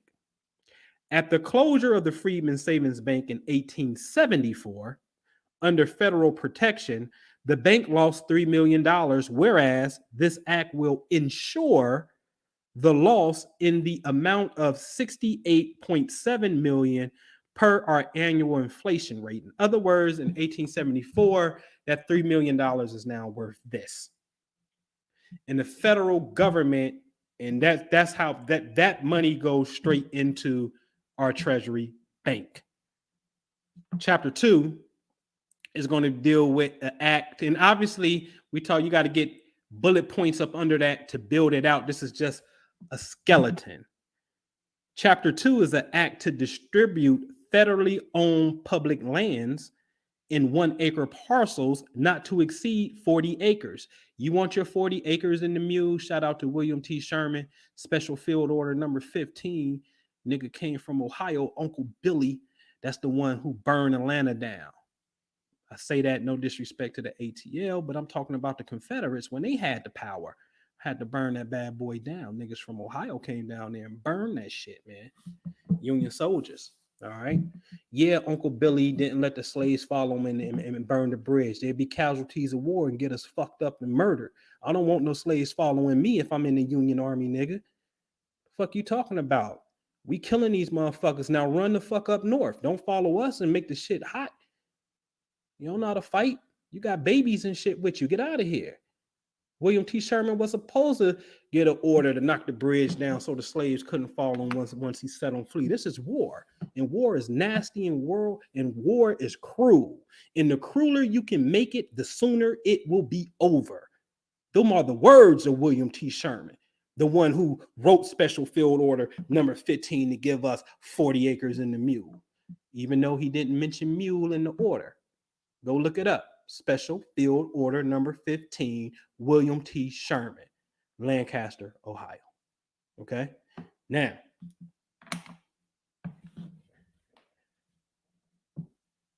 an act to distribute the federally owned public lands in 1 acre parcels not to exceed your 40 acres. Okay? Persons of the legal age of 18 not to exceed the amount of $1,000 to $4,000 per acre. And so the government owns plenty of what they call federal public lands. Okay. Chapter 3, an act for relief of credit, whereas African Americans or Americans in this new America, whatever, with a credit score below 700 for the past 3 years, the debt should be resolved and thus giving the applicant a credit score of 700, only redeemable once every 7 years. Because you swear in on the Bible in a Jubilee. And so the 7-year cycle times 7 years is 49, a year of the Great Jubilee. Like as a nation, you're supposed to be resetting the debt anyway, when all the debt is wiped free and clear. Debt is what's driving motherfuckers crazy because we're babies. We're babies. And I want to look at you when I tell you why we are babies and everything is not a goddamn design plan to stop us. Majority of humanity is babies. We can barely be we ain't even in real time right now. Everything that y'all hear me say, you heard that shit 10 seconds ago. Because we're not even connected. We ain't even got to that point with technology like that. You understand what I'm saying? We just come from the computer to the goddamn, we at the computer to from the typewriter. You understand what I'm saying? To a point where there wasn't no air conditioner and automobiles and airplanes just got motherfucking invented. You're babies in the spectrum of creation. So your old ass Western education is archaic. It's not a master plan because white people was learning this shit too.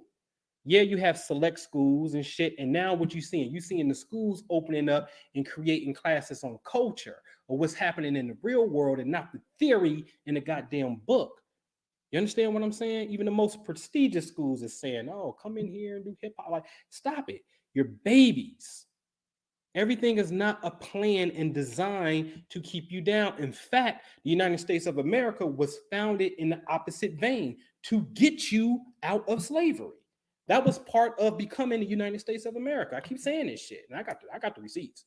Okay, I got the receipts. So, I gotta tell you that shit. All right. All right, so let's get back to this on this screen here. All right. So, chapter 4 is the act of police trust, whereas officers of the law waive their right to a trial in the case of killing a suspect with no evidence of a life-threatening resistance. That's real easy, ladies and gents. Oh, my body cam went off. Oh, no. He dead in your state, you get the death penalty, you go die. We're not gonna even play no games. It ain't gonna be no emote. We don't know. Because in order to be a public servant, within that, you're just like they want you to waive your right to sue if you take the vaccine. You waive your right to a trial if you are if a suspect dies in your custody or in your pursuit of custody. If there's no body cam, we're not taking your word for it.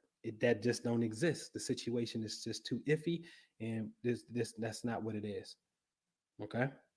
So you better hope you got some witnesses. All right.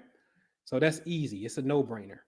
And by the way, any police that resign need to be put in a database and need to be dealt with. See, I'm gonna tell you straight up, because I gotta tell America some shit. So let me get to this last point. Remind me to tell America some shit about the inspector.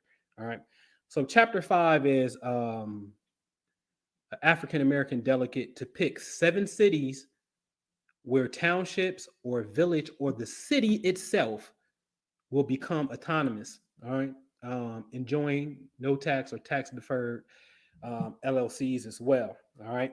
All right. You got to really understand that because in another place somewhere, it's in the black print. Let me see something real fast. Know where it is. Let me see something. I think it's the black print. Show you something.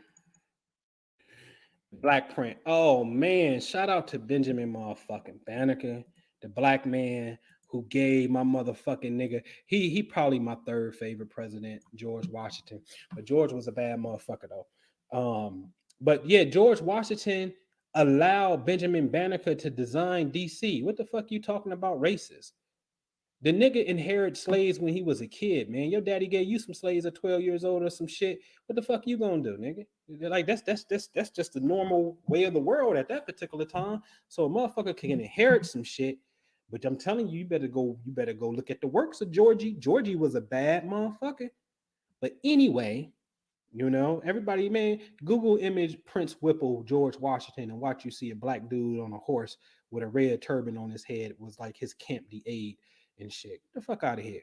George Washington could have said, "Who the fuck you think you is, Benjamin Banneker? You slave African fucking monkey nigger. Get your ass in slavery. Let alone give me a map that's later we find out is designed off a celestial triangle dealing with 3 stars and 3 constellations, right?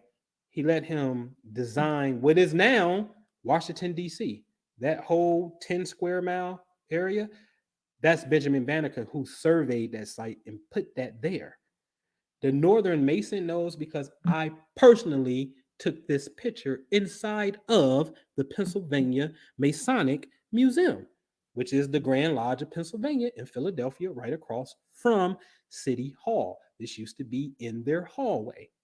Okay.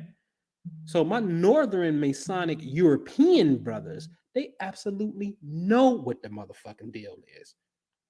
And is really awaiting for us to pick the 7 cities so we can move forward. So some people behind some real closed doors can start making some shit move. The North always been about some motherfucking strategic takeover gangster shit when it comes to it too. Don't get it twisted. The North split your wig and got you niggas free. All right. So Hold on, where was I going? I'm about to show y'all something. Boy, I got some heat on that. Ooh, these niggas call themselves Black Republicans. See, that's the spirit. That's a cosmic transmission. Cosmic transmission. All right, I had something to show y'all inside of this. What was it? Oh, yeah, that triggered it. You want to see a cosmic transmission? Man, niggas followed the North Star to get free, right? And then when we get up free, nigga, the North Star, like North was Detroit all day. And the niggas came with Cadillacs and shit, triple gold Daytons and shit. And the engine inside that bitch is a North Star, nigga. Get the fuck out of here, nigga. I ain't gonna even deal with the dirty water and in the Leo. I told you I got some shit on the Lion, but I ain't looking for that. I'm looking for this. What I'm looking for. This what I'm looking for. From 7 cities in the Book of Revelations. Ooh, Did you not follow the Dipper to get free? So you can superimpose the Dipper how you want to. I actually got another version of this. But the 7 cities, you do 7 cities, and I talked about it. All right. And really, Boston is at the end of the handle. Okay. Boston. And so I'm just saying, listen, the slaves followed the North Star to get free and came up north. The North Star is in this constellation that looks like a dipper. If you take a dipper and put it over the northern states where the slaves came to get free, you're going to see Lake Michigan pour the water into the goddamn dipper. So now you have to look at 7 cities. 7 cities. What's 7 cities potentially? Because it's 7 stars in the North Star. Okay? This is the Book of Revelations, man. Revealing to you what this shit means. So when these 7 stars come down, these 7 cities got to come online. And they don't necessarily mean, listen, the feds just went into Detroit again and investigating Detroit for corruption. Detroit is for sale. You can go in Detroit and hello, it's home of Nation of Islam Temple number 1. So it starts there. This was your highest point. One of your highest points you was going in the United States. As far as major city goes, the glove. Michigan looks like a glove. The hand of God. The hand. Okay? This is your Motown. Gave you all your fucking shit. All your culture is coming out of fucking Detroit. With the Smokey Robinson and the Miracles and the Temptations and Michael Jackson, like everybody had to go through there to blast out. So it's these northern cities. It's Boston. Boston is known as, I think y'all got the gist of that. And I say it remind me of the inspector shit, right? All right. Oh, man, I wasn't sharing. Was I sharing my screen? Did y'all see that? All right. So, excuse me. So, Boston is known as the hub of the universe, man. Look it up. That's the nickname of Boston. When it comes to anti-slavery shit, nobody's fucking with Massachusetts. I'm telling you now. Boston is there. New York, shout out to John Jay, a founding father on the Declaration of Independence. John Jay is, not only did he create the abolitionist society, anti-slave shit in New York, but John Jay, I forget what his first job was inside the United States government, but John Jay a bad motherfucker. Then you got Philadelphia. Philadelphia and Boston is like mommy and daddy. Philadelphia is brotherly love, the founding fathers, but goddamn, Boston is like the goddamn grandmama of this shit. You understand what I'm saying? And then that way that thing do dip over from Philly, because see, anything south of Philly, like DC, see, you done hit Maryland. When you hit Maryland, you cross the Mason-Dixon line. So we ain't going below Pennsylvania. Now we can go west and we may cross over Pittsburgh, but then we're going to hit up top and hit Ohio. We're going to be at Cleveland. Then from Cleveland over the lake, we're going up to Michigan, Detroit. And then if we want to, we can swing that dipper down all the way into Indianapolis, then swing it up to Chicago, because that down and up forms the cup in which Lake Michigan is pouring into. You understand what I'm saying? And Milwaukee sits on top of Chicago. You understand? See, this is the thing. You can build your pyramids to any stars you want to. We did this all over the earth.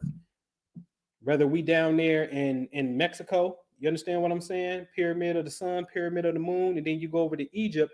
You build your pyramids wherever you want to build them and point them how you want to point them. You understand what I'm saying? So you got to get to this point where we're talking about, all right, how do you activate these particular points? And the reason I made that statement, and I'll share my screen because I think I got it on here. The reason I made that statement about the Masonic shit with the northern jurisdiction, because look at the white boys' northern jurisdiction. It's the same states that got you free. So I don't know if y'all really understanding this shit, man. I don't know if you're really understanding this. Inside of European Freemasonry, and you telling me the white boy is the same. The white boy is not the same. There was always a distinction with the American white boy. Either he had northern sentiments or he had southern sentiments.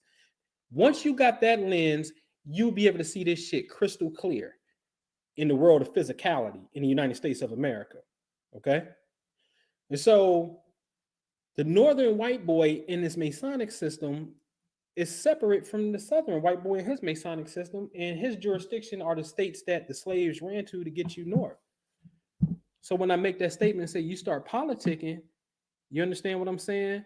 How did I see the Masonic shit? You can go into the museum part, but listen, I didn't already step through that school of thought through masonry and went down there with the white boys and watched them do some of their work that they do in their degrees. And we were sitting there as guests, as Prince Hall Masons. See, I ain't afraid of that kind of shit. You're not going to tell me these motherfuckers run the world. If them motherfuckers run the world, I want to see it at the table. What you talking about?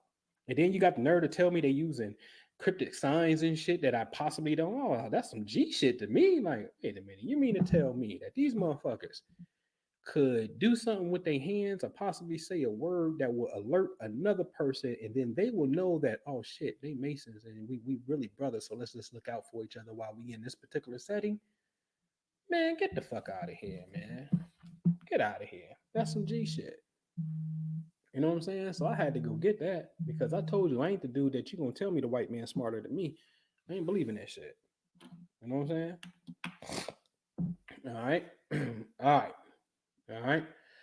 All right. So let's get into some Q&A, man. How long we been on here? We've been on here for almost 2 hours, man. Sorry it was long-winded. You know what I'm saying? I got some shit that's coming. I got the whole studio shit that's coming. It's in the motherfucking works. You know what I'm saying? Really about to put this thing on, man. We're gonna put this thing on. You know what I mean? But yeah, take your Galactic station. You know what I'm saying? You know what your station is. You know what I mean? I gave it out early. Take your station. You know what I mean? Do your thing. You know what I'm saying? And listen, man. You know I'm at the Family Wealth Club. You know what I'm saying? Like I think everybody should be in this motherfucker. Let's make some moves. Let's make some moves. You know what I'm saying? Like let's make some moves. You know what I mean? Shit, ain't nothing to it. Ain't nothing to it. All right. What about South America and the Amazon? Yeah, South America got the pyramids for sure, all through there. Um, that's the most populous region in my opinion by far. So some Masons are at war with each other. I ain't gonna say they're at war with each other because I don't know firsthand. This is what I do know: the southern jurisdiction and southern and northern jurisdictions are two different things, and the north just happened to be the states that the slaves are, came to, the free states. Also, they're just two different bodies, man. They're one body, but two different, two different factions in a sense. Two different jurisdictions. You know what I'm saying? And the white boy up north, he politic with Prince Hall, but down south, the white boy and the Prince Hall Mason don't politic. You dig what I'm saying? And so, some shit is still segregated for real. You know what I mean? Yeah, man, they don't give us Banneker. What do you see the benefit of what's to come this year when the lockdowns in the fall? Do you see them letting them on these mandates? If you can speak on it, man. So, I don't know, man. Like, man, I promise you, man. The only thing that affected me is when dummies panicked and went to the market and took just panic and took everything. That's when my world became affected. You know what I'm saying? I don't like if that happens again, you know what I'm saying? I'm looking at the fact that what's the greater good of it? And I think the greater good of it is pushing you into a place of independence where you need to be. It's a reset button all over again. It's you know what I'm saying? It's just pushing you where you need to be. And so um I don't I don't really invest my time and emotions on the political state. You know what I'm saying? I really don't. Although I'm advocate about, certain aspects of, the change and revolution and shit. But all of this shit becomes necessary of the collective. See, all of this shit is a throw up. It's a barf of humanity's collective unconscious. This is why when Corona came, Jew told y'all your crown chakra is infected. Humanity's crown, humanity's thinking is 100% just ill. We backwards. We go from um we go from building gas cars before electric cars. Like, duh, you could have went electric first. The same materials is on the earth. Ain't no new materials pop up on the earth. So we do shit as backwards a little bit. You know what I'm saying? And so it's the best I can give you on that, man. Did not the British make down to the South America? I don't know. I don't know. I don't know. I don't know. I know in Brazil that's the Portuguese. You know what I'm saying? The Spanish Empire got. I think I don't think they ever got down there. If they did, it may have been Georgetown, Guyana, or something like. But I don't think they got on that side. You know what I'm saying? Um, I heard that Noble Drew Ali warned for all more so-called blacks to leave the South. Can you explain what that warning means for you today? Yeah, yeah, yeah. Hold on one second.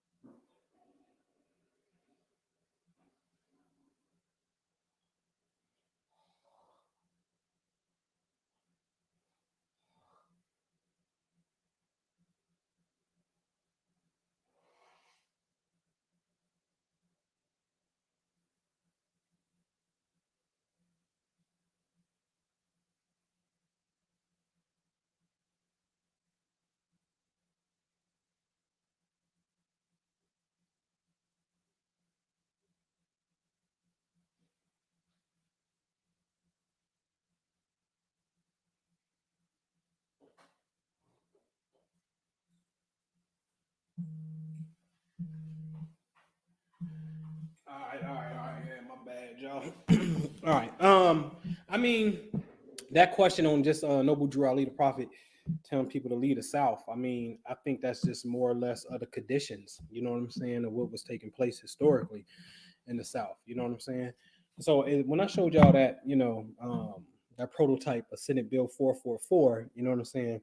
Any federal funding that goes to the Confederate States, former Confederate States, their federal funding gets cut by a certain agreed upon percentage once we develop an actual committee.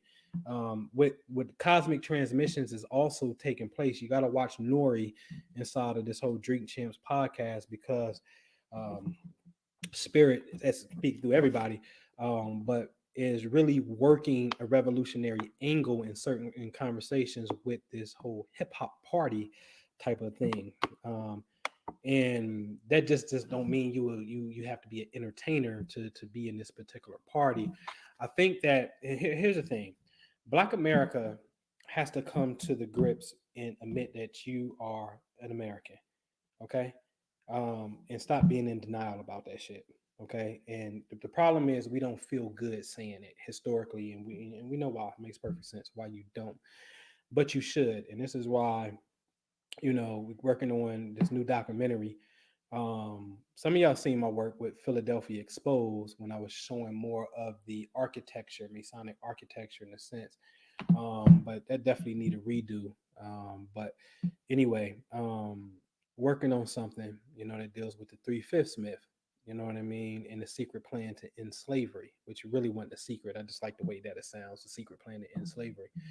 Um, but we have to admit that we are Americans, and what's really taking place with this whole Kanye West and his, running for president in 2024 and this year as well, which you're really, and that it's that whole hip hop party shit that Nori is kind of alluding to. What's taking place is it's about to be a real people's party, which to a degree is the American party. We just unfortunately the Republican Party has to die, and maybe its principles carry on because its founder, well, its founding first president, in a sense, is Abraham Lincoln, and that is not the party that that's not the same party today. You know what I'm saying? It's just not. And the Democrats were the slaveholders, and black people, if you vote Democrat, you should at least know and acknowledge to yourself, I understand that this is the party that was the KKK and slaveholders, but today I just feel comfortable being a Democrat. I think there should be some form of acknowledgement. I don't think that we know that shit. I don't think that we know that the Democrats were the goddamn slaveholding party. Okay. So an American party has to come about because see, black people, you ain't gonna have Black America by your goddamn self, not without the help of Reebok and Nike and Adidas and Apple Music and Spotify, um, and Gucci and LVM and you know what I'm saying with Rihanna and shit. Like you're not going to do it without Europeans' help. You never did it without Europeans' help. See, that's the shit that separates. I think the real shit. Black folks in America, you ain't never been about no motherfucking bout it, go kill the white man. That's not how you got freed. Ain't your story. Your story collectively is some white boys got you out that situation. And Harriet Tubman joined those white boys too. You understand what I'm saying? Yeah, that's John Brown and them. The real motherfucking riders. Let's keep it real. And so you an American. Okay, get it straight. You're an American. Okay, now since you're an American, then you got to understand the American way is always been about the melting pot, the collective of humanity. That's what makes the Bob Marleys and the Huey P. News. It's the collective of humanity that says, all right, we doing this and we know that this is right. This is why when some shit happen and one of our own people gets smoked, you see who out there on the front lines more heavier than we are on the front lines. You know who out there. It's white people. You see who consuming your motherfucking music way more than niggas is when you look out in the goddamn crowd. It's the children of the abolitionists. And as children of the abolitionists, I'm telling you, you better leave them alone when they say, "What's up, my nigga?" How the fuck you gonna say some shit to the white boy when his pappy set your pappy free? And that motherfucker saying, "What up, my nigga?" And he just using it as the cultural expression, and his motherfucker support you financially. Shut the fuck up and get out your emotions. Don't shake the game up. And that's a part of the fucking history because we want to hold on to that motherfucking pain. Call me nigga. Call me nigga. No, you can't say it. Even though you my nigga, I can say you my nigga, but you can't say nigga, I'm your nigga. Some bullshit. It's like saying about to have a minister Jew moment. It's like saying Black man is God and the white man is the devil. And that saying alone is just changes the world. Cause it's like that don't change the motherfucking world. That ain't changing the motherfucking world. I'm the original man. And the sun to burn you up. You a lie? He'll put some chemtrails and some fucking cream on his ass and he'll still be here. What you talking about? When he gonna burn the fuck up? When? I'm full of shit, man. Full of shit. All right. Anyway, man. Anyway. Um, let me see. That's why they allow Shine back into the land. I don't know. That Shine shit, I don't know, man. That's very interesting though, because he working at Tor, working at law. As an Aquarius, what is the best, most lucrative part of the country to be in right now? Can't say. You have to look at. So Astro got this cool ass feature now, man. Go to astro.com, get your free account, and go to this one. Go to extended chart selection. It may go to like Astro Travel or some shit. Hold on, I'm gonna pull it up and then I'm gonna show y'all this cool new feature that they got real fast. It's dope. It's super dope. But it's based off of you. It's not just based off your son.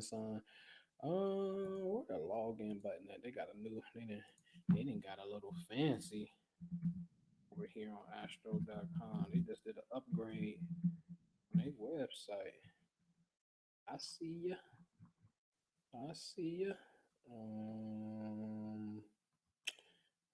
Mm, right. Let me share my screen. Hold on.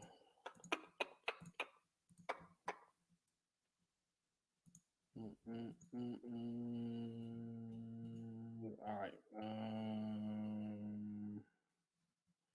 All right. So on Astro, I want you to come down to um could maybe an extended chart selection. I think no. Don't go to extended chart selection. It's gonna be on the main screen, but they have moved it. What the hell is it? Astro Click Local Switch, Astro Click Travel. Hold on, let me see, man. Okay, this may be one of them. Astro Click Travel, but I think it's another one I'm looking for. No. Hold on. It's another one I'm about to look for. Um,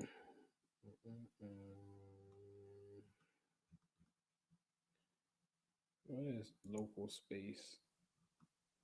Here it is. I think this is it. No, that ain't it. But see, they got some new shit, man. I only saw it once.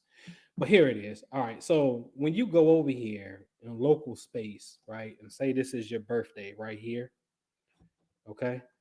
What they're saying is if you're born here, all your energy started to come out into the world as a, and this is dope as fuck to me because it's like a soul has incarnated into this city.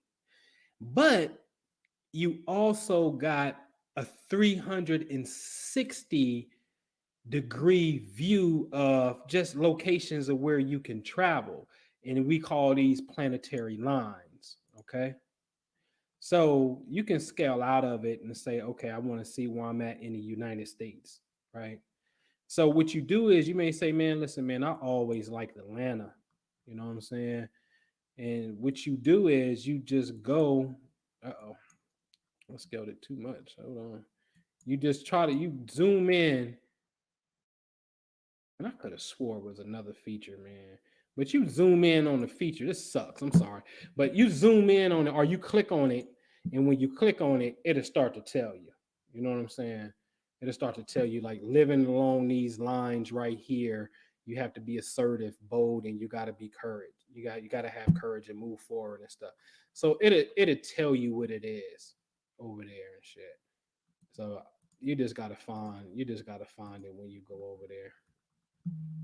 All right. And I don't know why I did that. You just gotta find it when you get over here. All right. I'm gonna see if I can find that other one. Is it? No.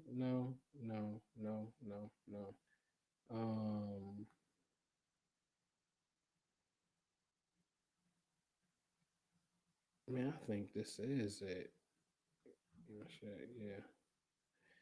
So try that on astro.com. Sorry about that, man. I should have been a little bit more knowledgeable on it, but it's just a new feature that's on there that deals with the maps. All right. So check that out, man. All right. So Aquarius, so remember, y'all. All right. You have to this ain't about your rising sign, like your station. This is not about your rising sign. It's about your sun sign. Or if you one of those people like Michael Jackson, he's a Virgo, but he had like 3 planets in Leo. So he really had what I call a sign signature in Leo. You know what I'm saying? Like that can happen. But this is talking about your zodiac sign is right here. You yourself is right here on this particular station. And so in the mid part of this video, if you missed it, then you can go back to it and say, okay, this is what it is. You know what I'm saying? But these are the things that you have to really implement as it comes to us building a collective whole. You understand what I'm saying? So it's not your personal chart. It's not your ascendant. Your moon is over here. No. It's just your sun sign falls right here. You see what I'm saying on this particular slot. All right. Got it. All right. The Astro card. Yeah, I thought that was the one. I gotta play with it some too. You got it. You got it. You good? Cool. Um, what up? What up, Cheyenne? Cancer. Cancer was on Virgo. Was I not? Was Cancer on Virgo? Um, yeah, Cancer was on the sixth house. So in this one, I said that Cancer is going to have to, because see, Cancer is home and Cancer is family, but the sixth house is work. So now this becomes the implementation of work from home, but also being the nurse and the doctor for the family because the sixth house deals with health and Cancer's family. So now we're dealing with family health. So in this particular age, you're the ones that make sure that everybody is healthy, um, and then also committed because Cancer is a homebody. But again, it's on the station that deals with work. So how the hell you a homebody but it's work? Okay, I gotta figure that out. Oh well, I do here. I work from home. I got my own little mobile thing or whatever. You know what I'm saying? And then just that's your thing. You know what I'm saying? So, but I think more on a bigger scale, it's making sure that the family is healthy. Yep. So you got to study health, wellness type of stuff. You know what I mean? All right, man. So y'all good? Man, I'm day 3, no food. Day 14, no meat. How I look? Right. So am I hungry? I know I didn't eat. You get to a point where you're welcome. You get to a point where you realize, like, I ain't ate in 3 days, right? Eating is a habit. It's not even clearly it ain't a necessity. You know what I'm saying? Like, at least not at that point. You know what I'm saying? That may be the ring light right here, Jason, but I appreciate you. You know what I'm saying? But I'd be like, I'd just be amazed that, like, man, I ain't even gotta do what I've been doing. You know what I'm saying? I ain't gonna even preach to y'all. You know what I mean? I ain't gotta do that. About to be going off purity light in a minute, man. You know. So we good? Y'all straight? Sorry if I was long winded. You know what I'm saying? Sorry if I was long winded, man. But this is your captain.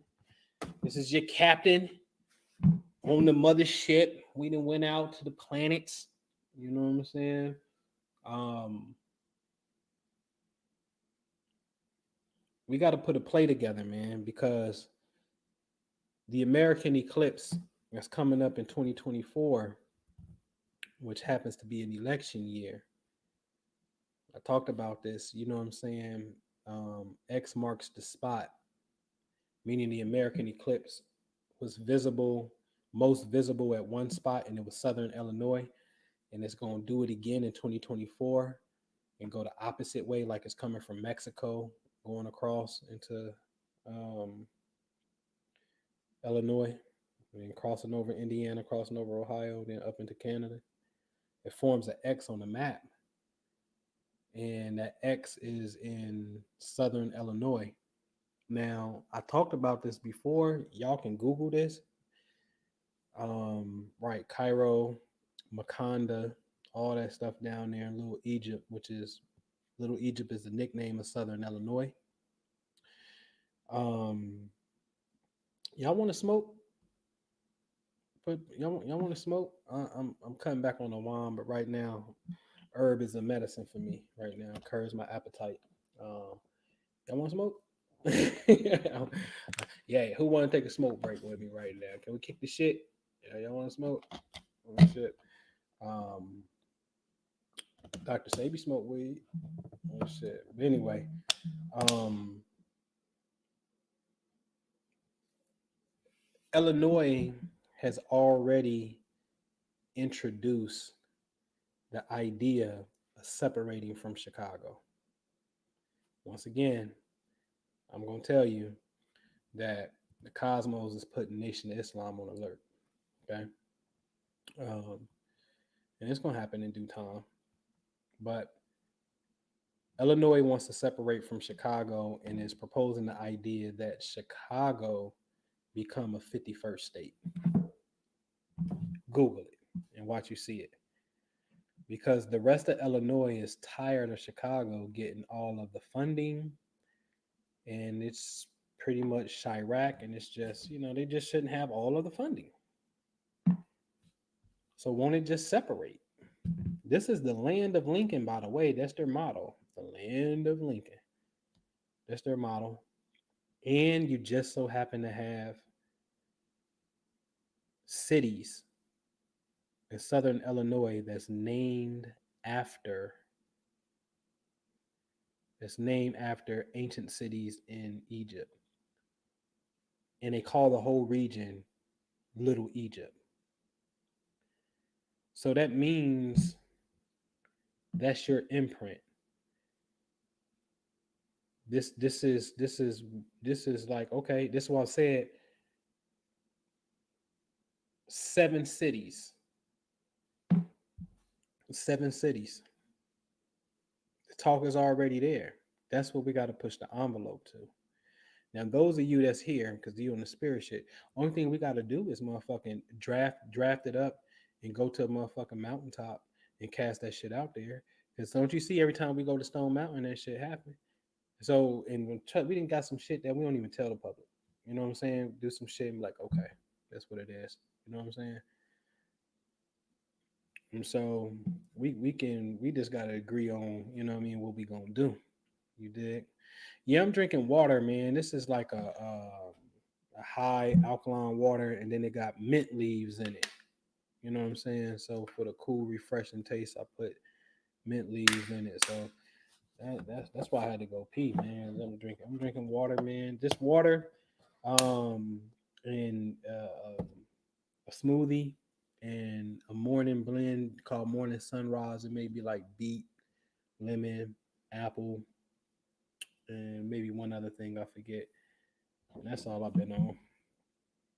Um, all right, so Aries is on the third house, man. That was when we was like, hey, if you know how to fight, you study boxing, martial arts, or some shit, you're advocated to teach. You're advocated because the third house is teaching, communication, and then you're also supposed to be the bodyguard type of thing. But um, you got something to say, so it's kind of like the enforcer of communications, in a sense. Aries is the pioneer, so Aries is the battering ram. You know what I'm saying? So in this case, it's instituting the communications or enforcing them. Really, it's what I'm really saying. That's Aries within this particular station. You know what I'm saying? Um, but Aries is again the bold one. You know what I mean? The one that's gonna go. All right. I ain't gonna go smoke, man. I think I'm about to go light up real fast, man. I just need a puff, man. Then we can close out, man. Yeah, it's a pretty good with the mint leaves. Y'all come to Stone Mountain. How can we look in the future? Oh yeah, listen, man. When we do something, y'all see it. You know what I'm saying? Stay on the email list. You know what I'm saying? Subscribe if you ain't on the email list. At least subscribe. Hit the notification button, man. We always say if we coming, we coming. You know what I mean? Off topic, but I checked Kanye's natal chart and his sun conjunct Rigel heel of Orion. That got stung by the scorpion. They're beefing right now. And Drake is going to diss Kanye on his next album. That's a dope assessment. You know what I'm saying? The scorpion is old Drake. You know what I'm saying? So the mythologies play out. It's like Kanye West, man, when he was born, Mercury looked like it was in front of Medusa, and then he got that image, he got that picture on one of his covers where he holding like the head of Medusa and shit. And that's exactly what Mercury was when he was born. And he's a Gemini. Mercury rules Gemini. Mercury rules communication. So that's that cosmic transmission that's coming through. You know what I'm saying? So, yep. That's what it is. Uh-huh. Uh-huh. Uh, yeah. Did you already touch on the significance of the eclipse? Yeah, I mean, so the eclipse, the American eclipse, I'm talking about the American eclipse. I ain't caring about nothing else. The only eclipse I care for is the April 8th, 2024, because April 8th is the same pocket as April 9th. Um, and that's the day that the Confederates surrender.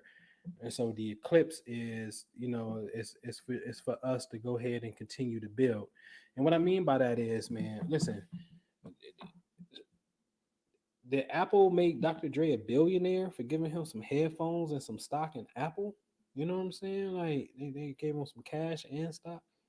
You know what I'm saying? Is Amazon doing deals with, you know what I'm saying, with DJ Khaled?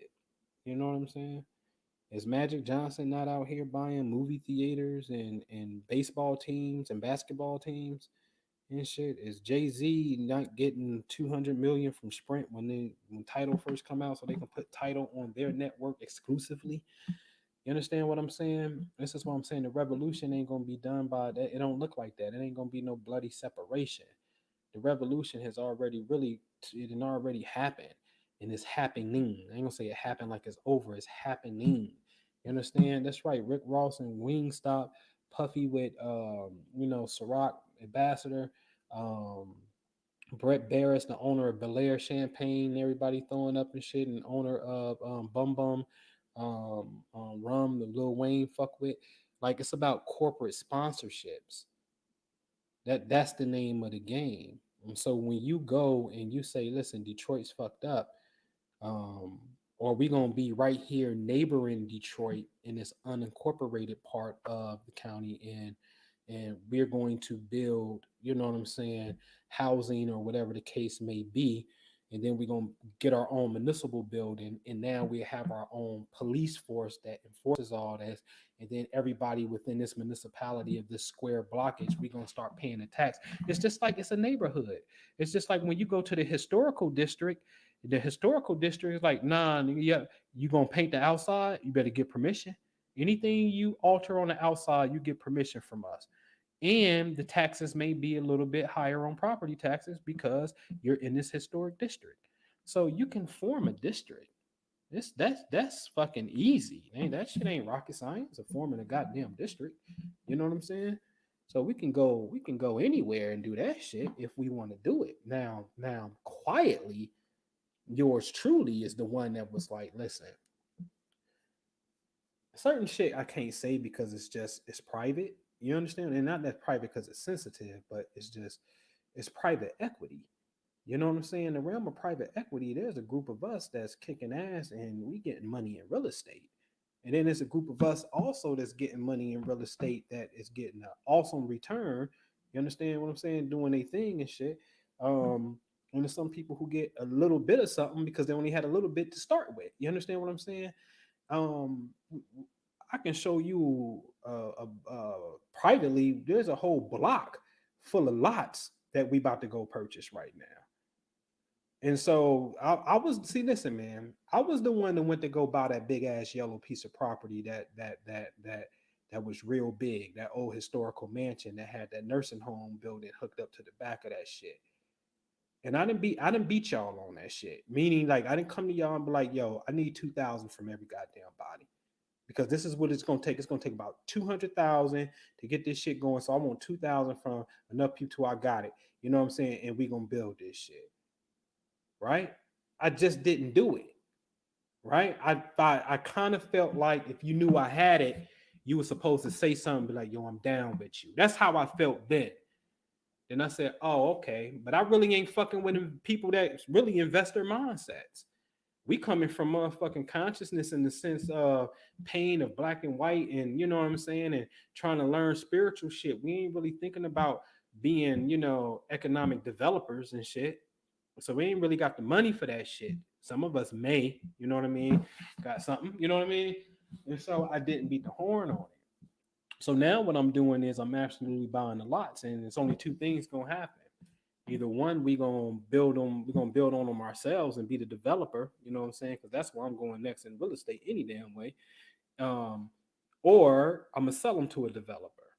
And then if you got you a lot, then bam, you know what I'm saying? You're gonna eat when a developer comes. I'm talking about the whole fucking block. Whole block. Entire block. And guess how much they want for it? $2,000. That's it. You understand what I'm saying? So privately, we're building some shit. And so then when we say, listen, man, listen, I swear I was gonna touch the video on this building that I'm in right now, the incubator, right? Upstairs, empty. You can move in it right now. Empty. 2-bedroom, washer and dryer hook up in the hallway. All right. Um, shit. You know what I'm saying? You know, central air on a roof, you know what I mean, that's coming through the unit. That's empty. Upstairs, above me. The one over here upstairs, that's rented. Now, the one downstairs across the hall from this door right here, that's rented. Okay. Now, my family here, that's empty at the bottom. And up front, in the front, those two are empty because it's 8 units. You understand what I'm saying?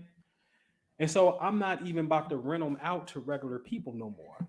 I'm using this as an incubator space. And I'm just quietly, patiently looking and saying, okay, whoever really want to come, like, see, I'm a fanatic, meaning when I go all in, I go all in.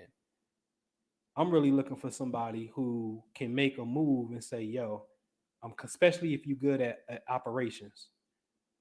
You know, you understand what I'm saying? Like spreadsheet type shit. You know what I'm saying? Like the operations and some shit. I'm good at running my mouth. I go get it. You know what I'm saying? But I just need you to do some, the operation side. But you can see where you fit in at.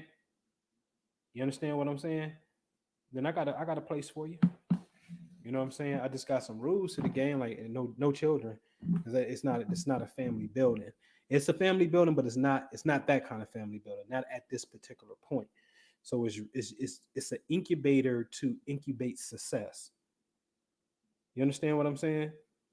And so, you can have you a bedroom, the small bedroom, the bigger bedroom could be your motherfucking studio. The living room where you could be at could be your other studio. That could be the editing room in there, or whatever you want to do. You're a massage therapist. That's your big bedroom is your setup where you may have private clientele come over or whatever. You understand what I'm saying? But you got to be willing to pitch in on some real estate shit because that's just imperative that we both help each other. And you ain't got to pay no rent. Just pay your gas bill, pay your light bill, and I'm giving you free internet. I'm giving you free rent, free water, and free internet. Just pay for your own food, pay your gas bill, pay your electric bill. That's all you got to worry about, homie. You understand what I'm saying? And so a whole incubator, you know what I'm saying, used for creativity. And that's what I'm doing with this one. Turn this to a whole studio, green screen and backdrops. All that shit's about to be right there. You know what I'm saying? All right. Peach Bro, can you talk briefly? What up, Daryl? Jupiter and Pluto parallel. Yeah, I've seen that, but I got something else on some motherfucking. I got a whole spreadsheet that I had created to figure out the patterns of billionaires. Super dope. That pattern is easy. I ain't gonna give it away. Not. It's just good for your own study to be able to, quantify the placements and then see if you find a common pattern. I most certainly found it. That Jupiter Pluto parallel simply means it's on the same declination plane. I mean, Jupiter's. It is what it is. That's that abundant shit. Pluto is power. So when you have an abundance of power, and then when Pluto rules Scorpio is also joint finances, other people's money, which usually has some sense of investments and tied to it. And Jupiter again being abundance, then you're gonna be an abundant person with other people's money and investments. So you billionaires will have that marker because they're on the same plane. Those planets. You know what I mean? So NC, North Carolina's attorney state, got the realtor slash attorney. Dope. So now the next move is you getting comfortable in your story. Is way past time. You know what I'm saying? Um, and so yeah, getting comfortable in your story is the key. So let me know when you're ready for the callers to make the call, and now you gotta call them follow ups. You know what I'm saying? Because they gonna get them. You know what I mean? Um, and we ready. Can I email it to you in the price? What are we talking about? Nah. Um. If you study no, it ain't that, and I gotta find that thing too. Um, it's just how can I put it, man? It's just the way I quantified it. You know what I'm saying? Like I say this: if you are astute enough to know that Pluto Jupiter parallel is something that runs in billionaires, that must mean you looked at a few billionaires and you had to go see where Pluto and Jupiter was. Well, take that same method of quantifying, because in this particular case, this is how I see it. I'll give you a little clue. That's how I see it. Jeff Bezos is number one. Under Jeff Bezos is going to be Elon Musk. Under Elon Musk, going to be Mark Zuckerberg, so forth, Buffett, Gates, whatever, whatever. Now to the right at the top, I'm going to have Jupiter, and then to the right of Jupiter, I'm going to have Pluto. And then I'm noting, oh shit, it's parallel for him. Oh shit, it's parallel for him too. Oh shit, it's parallel for him too.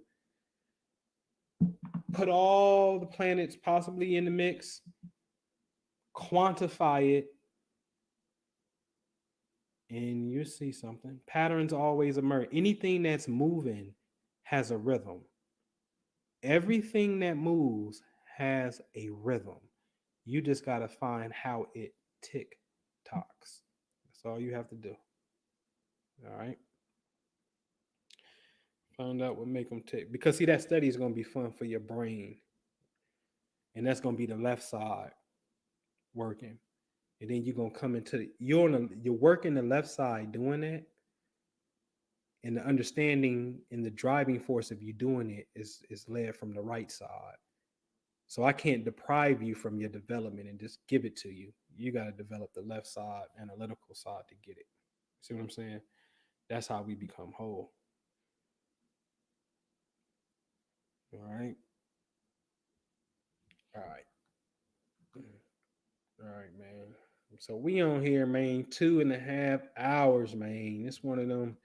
That's one of them, man. I'm about to light me something up, man. So, hey, man, will I be rude if I light something up? Fuck this, man. I come from the goddamn street culture. Hold the fuck up. I'm tired of being politically correct. Fuck all that. I'm gonna be who the fuck I am. That's just what it's gonna be.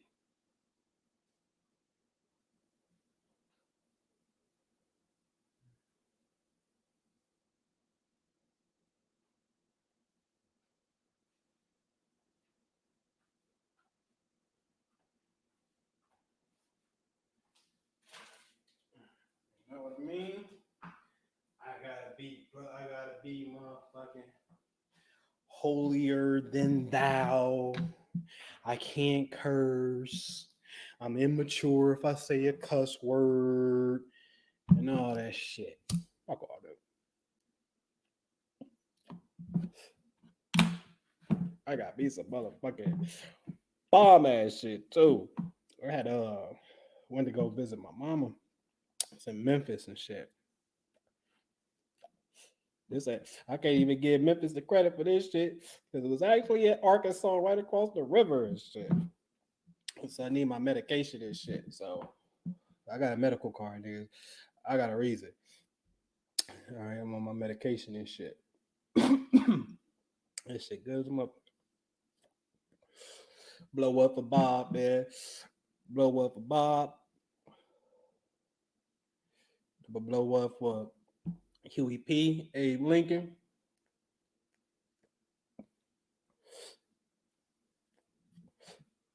Tolerance super low though. You know. And give me a sec. I got like instant now. Shit. Oh, yo.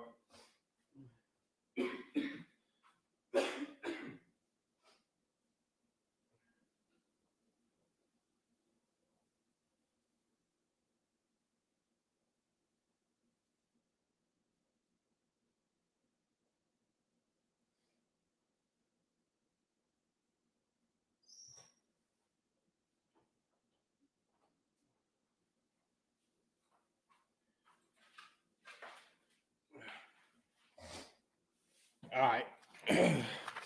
Shit, Patrice said she was lighting up with me. See, Patrice on the money team. Shout out to Floyd, you know what I mean? But Patrice on the money team.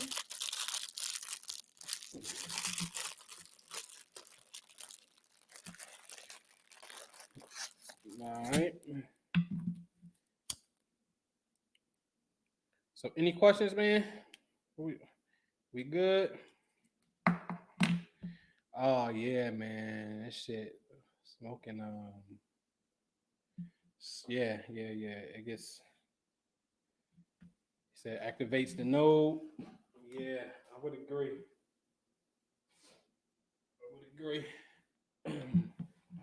And my psychic skill get crazy. I mean, yeah, it got to a point in the science, man, where the surge of energy of consciousness, it'll usually spill over into one of the lobes of your brain. And so, depending on the lobe, because each lobe, the four lobes, they got its own function. You know what I'm saying? And so, like the occipital lobe in the back is responsible for vision. You know what I'm saying? But let's say you got a temporal lobe that's right here, and it may be responsible for, let's just say, writing or whatever. Shit. Another lobe may be responsible for like hearing, right? And so, man, I'll never forget. That shit like 2012, man. Shout out to my nigga Rick, OG Rick, the general.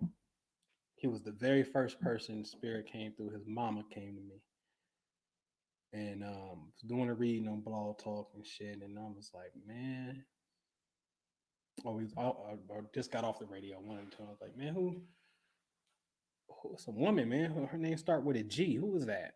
And he was like, oh, that's my mama. Her name is such and such. You know what I'm saying? And I said, oh, the message was clear as a motherfucker too. But it's so weird because it's not like a person said Glenda or Gwen or, you know what I'm saying? It's like it's a telepathic imprint. It's the best way that I could describe it because it's not a sound. Absolutely not a sound. It's more of a image word in a sense that's flashed across the right hemisphere of the brain. And so the ancestral energy is real. But I'm gonna tell you something. It ain't what you think it is, too. And be clear, it's not as strong as you think it is. Because there's ways to quantify that shit and talk about it and examine it. Bobby Hemmett said it best. If your ancestors was dumb, while they was here. They dumb as fuck now. They don't get a superpower because they dead. They died. If they dumb, stressed the fuck out, going through whatever it is in life, you know what I'm saying? They don't get a fucking angelic promotion just because they dead.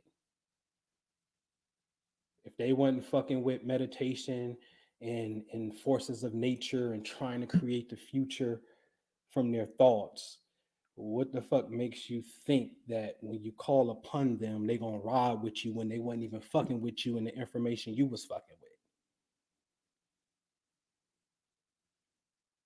Because then if you want to say these ancestors is real, then we're gonna have to say, well, what the fuck was they at in slavery?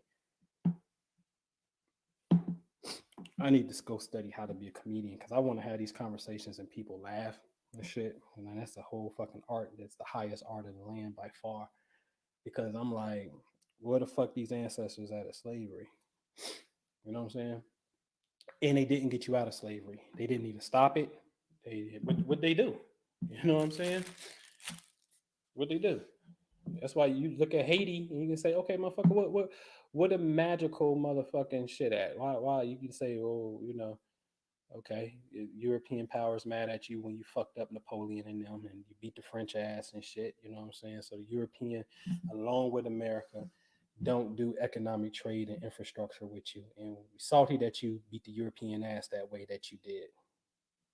We got a grudge against you, and we're gonna have basically a sanction without it officially being a sanction. You know what I'm saying? And so the other half of the island, motherfuckers go there for vacay. You know what I'm saying? Go there and get new asses, new tits and shit. You know what I'm saying? Niggas want to go to the DR. You know what I mean? Like, and that's paradise.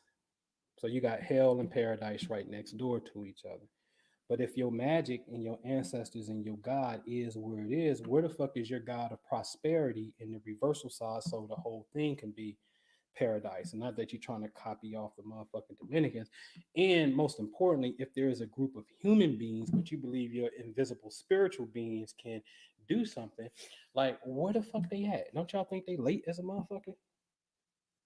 Like, am I tripping? It's just this shit I go through when I'm sitting here looking at this shit.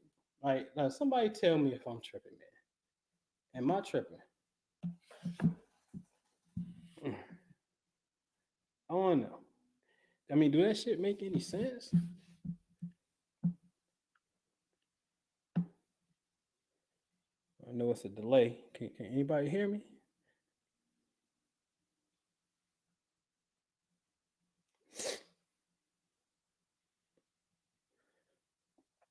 Mm.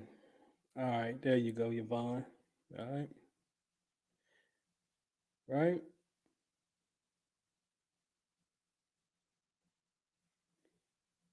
All right, cool. You got me, right?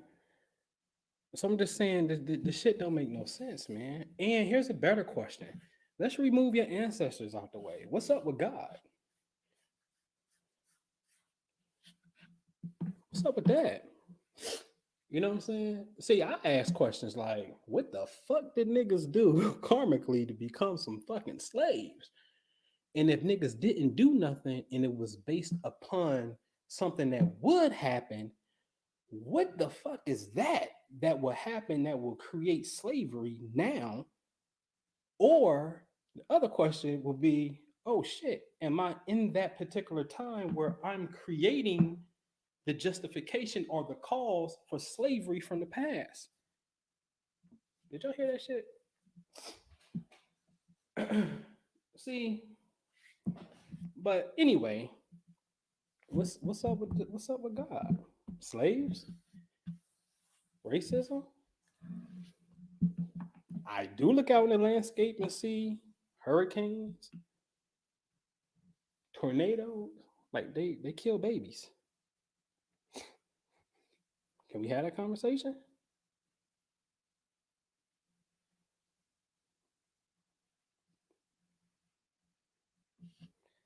This shit happens. That's very interesting. Nature. gives a fuck about babies being in the path of a hurricane. Not to my knowledge. Okay. The failure to truly understand this, the failure to even openly talk about this shit, is creating a mass disturbance. A mass disturbance. This is your cause for hurricanes and volcano eruptions. That's not to say that it's not part of a natural process. Surely it is. But man has the ability to harmonize himself and the planet. That's the task at hand right there.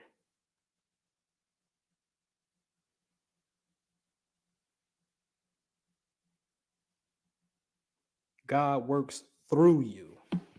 It works through things. That's what makes it God, whether it's invisible consciousness of waves that turns into particles, whether it's stars, whether it's human beings, whether it's animal, whether it's a photon of light, whether it's empty dark space and just a black hole.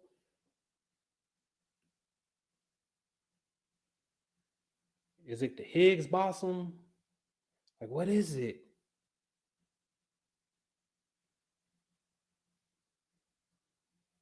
That which it is what exists.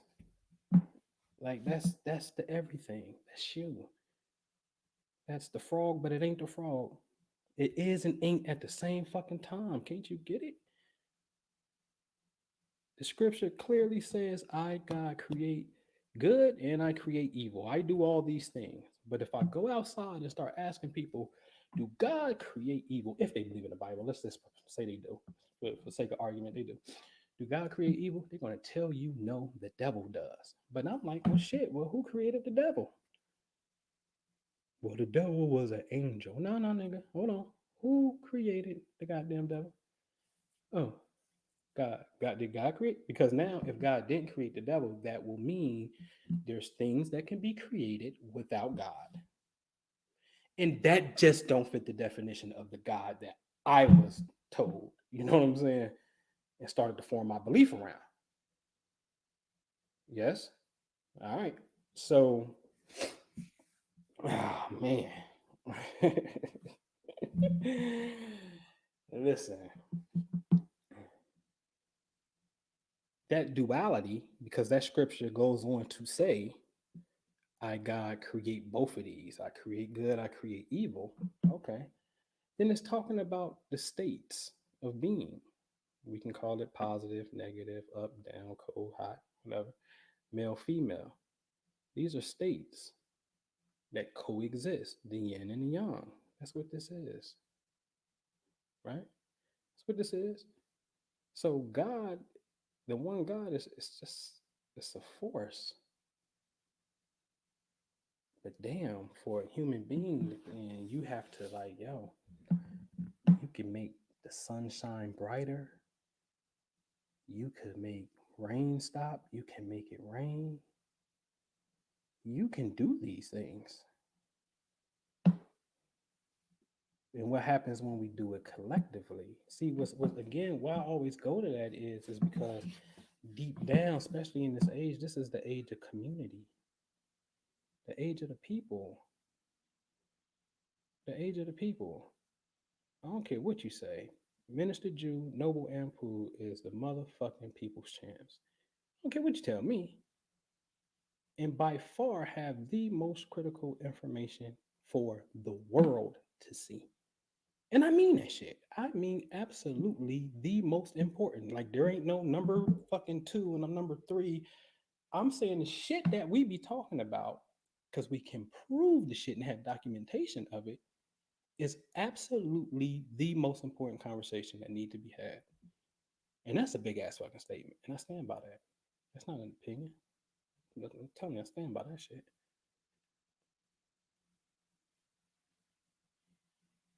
by it. Because collective humanity is faking the funk like a motherfucker. So you believe in God, but we don't have them conversations with people. I want to do. I mean, I think we have them with ourselves. I think you know what I'm saying.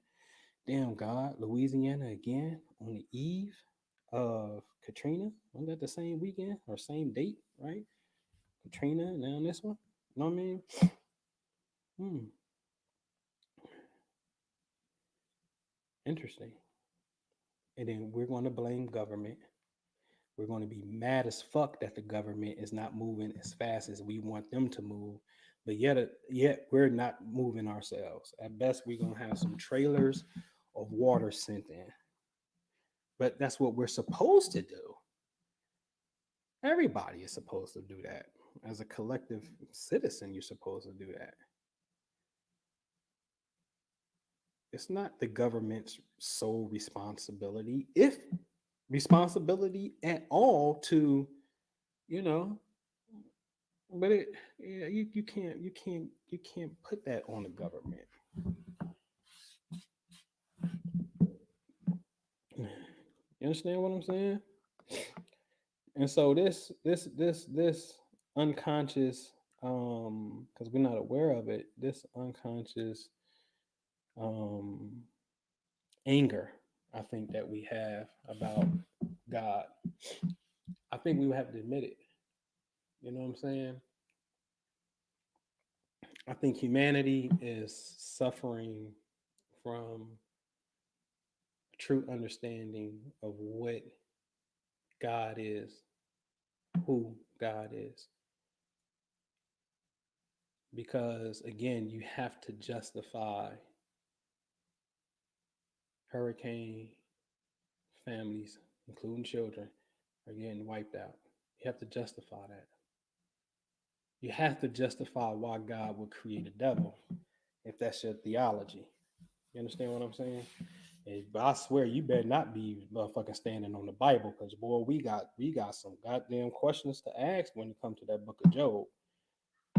God could have got the devil when he seen him. Instead, that nigga God said, "Hey, my nigga, where you been?" And that's what the scriptures say. "Hey, Satan, where have you been?" And, "Oh man, I've been from here, I've been from there, doing what I do." And God went on to say, "Hey man, that's all good and shit." Like, before he even started talking, why didn't he finally, "You got the devil. What's up? Why ain't you kill this nigga?" The earth would never have to have evil again if you get rid of the devil. So why in the book of Job is God having a conversation with the devil and plotting on motherfucking Job? Now I get the fucking story, right? Like, but why are you plotting on Job? Like, hey, devil. Hey man, you seen Job? Yeah, man, that nigga, that's my servant and shit. The devil, like, yeah, I seen him. But all that shit you got around him, if you remove all that shit, that nigga gonna curse you to your face. And God said, "You gonna curse me to my face?" I tell you what, man, fuck all his shit up, sabotage all his shit, but don't lay a hand on him.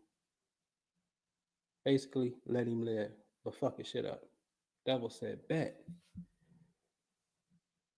Ladies and gentlemen, God set Job up in the Bible. Now, if you don't understand that, first you gotta admit it. You gotta be like, "What the fuck? Hold on, nigga. You ain't killed the devil. You had a shot at the devil that's possessing billions of people and shit, and you ain't killed this motherfucker." Hold on, hold on. What does the author, that's the question, what does the author want you to think about? Because we know, morally that kind of don't make sense. And the answer is simple, and it's a Christian answer in a sense. Listen, it's not about God knowing and not knowing. It's about Job becoming. It's about Job becoming. Job never fell for duality of good and evil. That's why when his wife was like, "Hey, everything that's going on, listen, don't curse God. And Job checked their ass too. He said, "You sound like a stupid woman." If that was some nigga talk, you know what he really said. But he was like, "Oh, you sound like a stupid woman." How well, he said something like, "How would I, take the good from God and not the bad from God?" So Job understood that the bad is God. It ain't a devil. As soon as you go for a devil, like you missed it. But that's a state of being. That's real. It's a state. But it is the one. It is the one. And again, the beauty and the responsibility of the human being in the Aquarian age is to build the true, and I'm sorry, I don't care how y'all take it, rainbow bridge. Sorry. I'm sorry if you don't like the rainbow people. Hey, whatever. What I mean by rainbow bridge is this is the grand, you want to know God seeing you from space? Like God is like on planet now looking at the earthlings and saying, looking, and what God is looking for is for the pretty much the electrical aura of the citizens in the earth to light up. Sort of like the 4th of July times a million. You know what I'm saying? Like the earth is like lighting up from positive emotion and gratitude that's coming from the heart to our creator. And if we can convene like this, I'm telling you, this was done in 1987. It's known as the harmonic convergence, but that was the opening on the European side. A lot of so-called minorities or melanated people, you missed it. You wasn't up on it. Got other shit going on. Here it is, the whole fucking world of people at sacred points on the earth, Stonehenge, South America. You know what I'm saying? Some native mounds here. You know what I'm saying? Bond Circle in Germany. You know what I'm saying? Motherfuckers at the pyramids in Egypt, all on one accord. That was just the opening, but that's what has to take place. Collective humanity makes a Hajj to the equator because the equator is balanced. You understand what I'm saying? And so, you know, that's, and I listen, that shit sound like a fucking movie because it's potentially far fetched, but it's really not. That's one thing about, I would say, about the infantile of humanity. Even though we infants, the advancements I believe have been very swift, very swift. You know what I'm saying? Like technology is swift, man. You know what I'm saying? Like we doing good, but we got some more work to do. You know what I mean? More work to do. So I ain't gonna hold y'all, man. I ain't gonna hold y'all. You know what I mean? Just some shit to think about. You know what I mean? Some shit to reflect on. You know. You know. Yep, yep. So you be good. We good.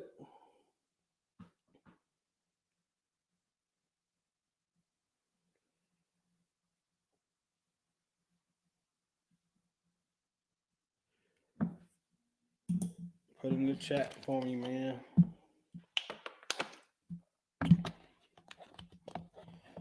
Might hit the studio tonight and put some work in. But yeah.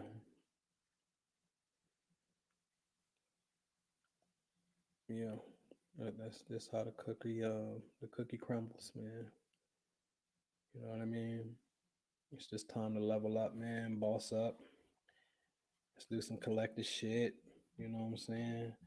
Yeah, I mean, y'all want the game, man? I'm gonna tell you what the game is. I'm telling you, man, y'all gotta study fucking private equity, man. Thanks, man. Thanks, man. I appreciate it. appreciate it. You know what I'm saying? You gotta study private equity, man. We just gotta listen. This entrepreneurial shit's so wide open, man. See, the celebrities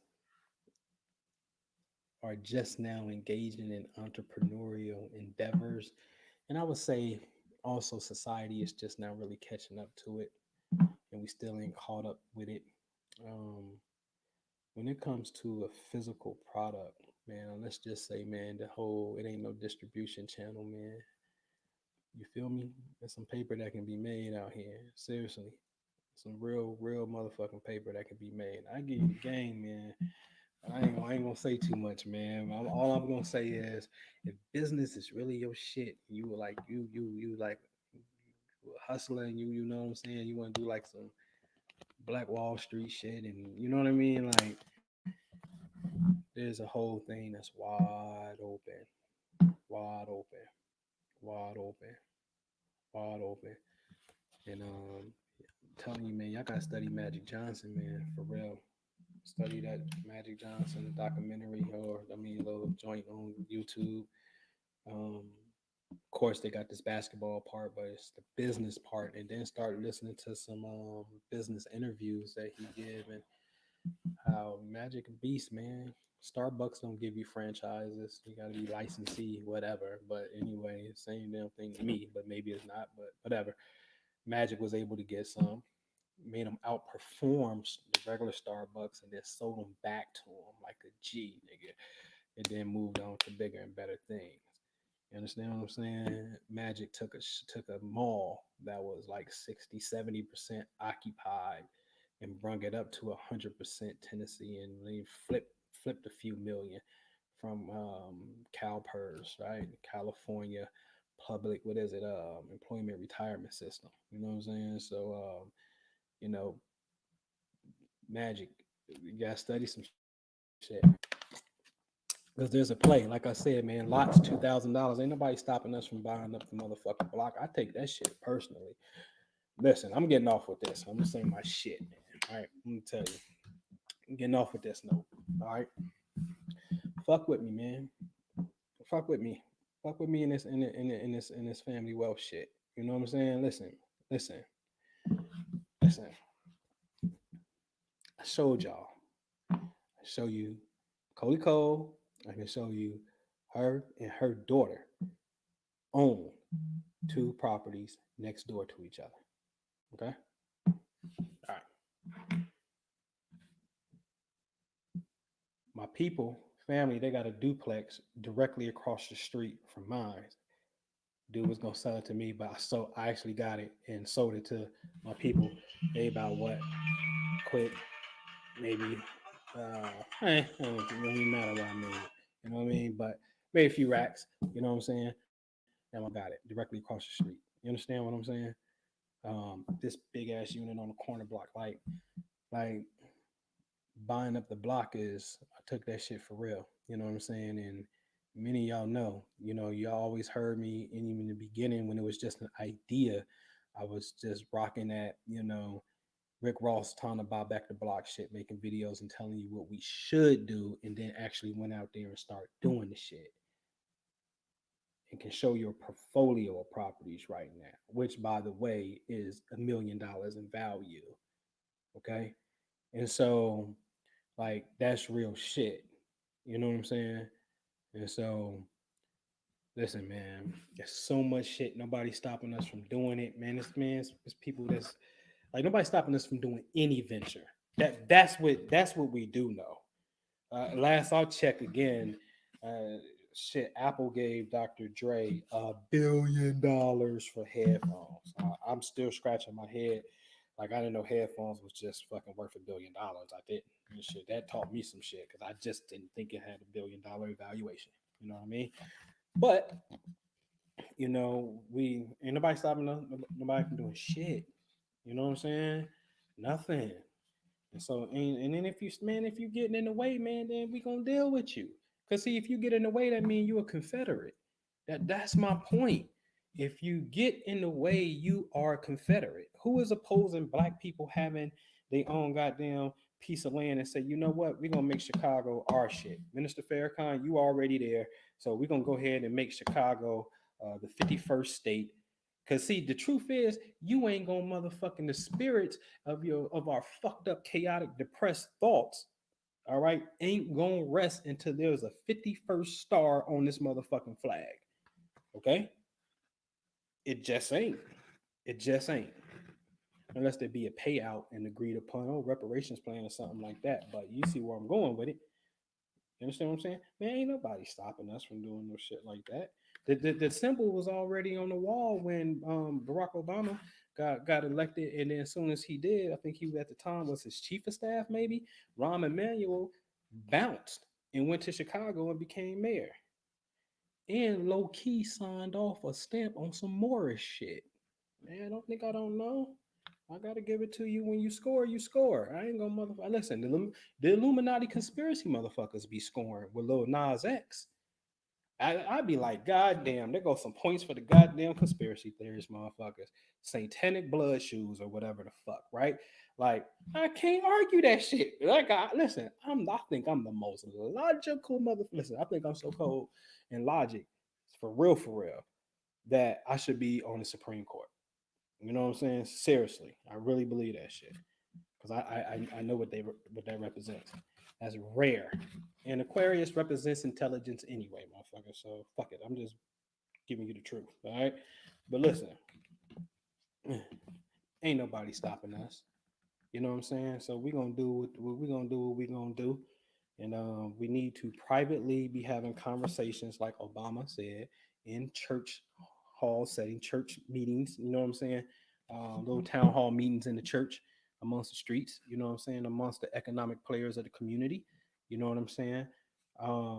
We need to be doing that for those of us that like to play the politic games. Yeah, I like that shit. You know what I'm saying? Like, you need to know who the city code dude is, who the treasurer is, and give them ideas and shit. You know what I'm saying? Because you about to take over the motherfucking city, man. We live in the space now. You go, don't certain celebrities get keys to the goddamn city? So if you got the keys to the motherfucking city, then how the fuck is you talking about you oppressed? You can't be oppressed, man. You got too much business going on. Now, there's little incidents that happen that we have to address. And also, and I told y'all to remind me about the inspector general shit, right? The inspector shit. Didn't nobody remind me, y'all slipping. The United States of America needs, we got the U.S. Attorney General, which is my motherfucker. Salute to the first United States Attorney General, Amos T. Ackerman, former Confederate. Ooh, that's interesting. Former Confederate. Worked for Grant and had the sole job of bussing the KKK's ass, which that happened, which was the first Klan. All right. So the Department of Justice was created with the sole intention to destroy the Klan, and its boss is the United States Attorney General. Okay. All right. All right. And so anyway, man. The United States Attorney General, which sped it up, became Bobby Kennedy, Robert's brother. Okay. I'm sorry, John's brother. And so both rest in peace. They fucking lost their life fucking with niggas. Well, Robert's shit was on some other shit, but they lost their life fucking with niggas, man. But see, as Attorney General, that's the one that told the National Guards to go inside of Alabama and allow in school segregation. All right, so allow integration in Alabama. All right, and so I just saw the federal government check these Confederate boys, but that's what happened when you go back to the war. In the Civil War, we beat y'all ass on the battlefield. Okay. And so when the civil rights era came, this is why Martin Luther King, I listen, I know how people do Jay-Z or Nas. That's what they hit you with. Then the next one is gonna be Biggie or Pop. That's what they hit you with. Right? Man, listen.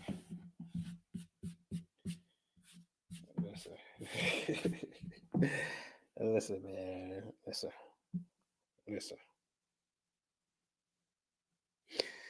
This history is so fucking evident. It's just so evident, man. It's so evident. So evident when you can have you can have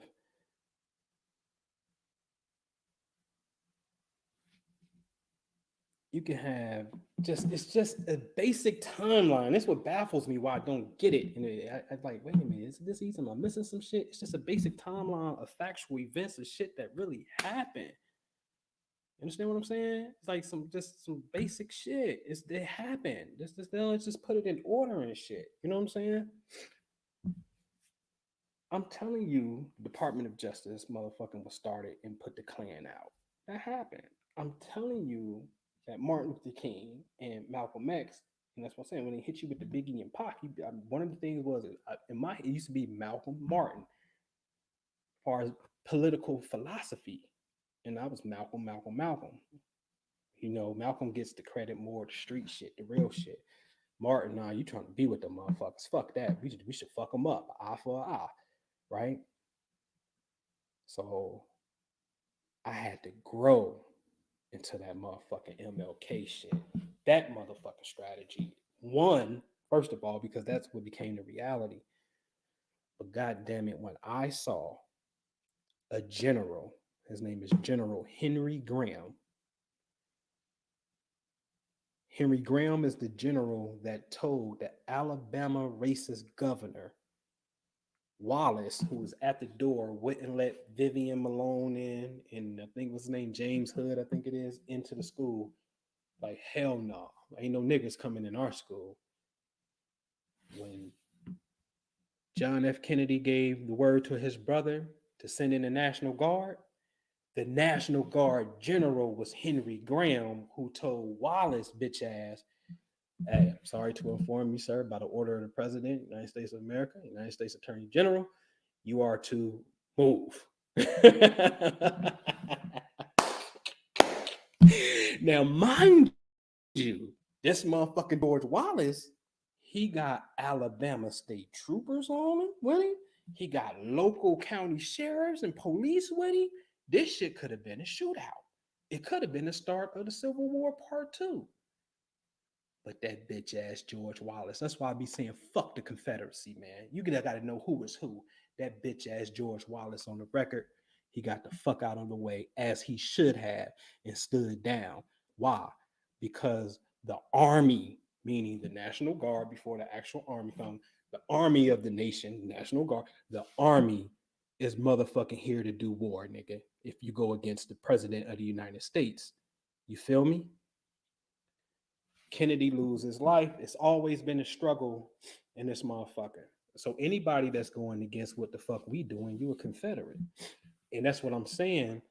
Now what needs to happen is the United States Attorney General needs to have what they have in Masonry, which is the United States. This is going to be need a United States Inspector General. That's what you need. An Inspector General.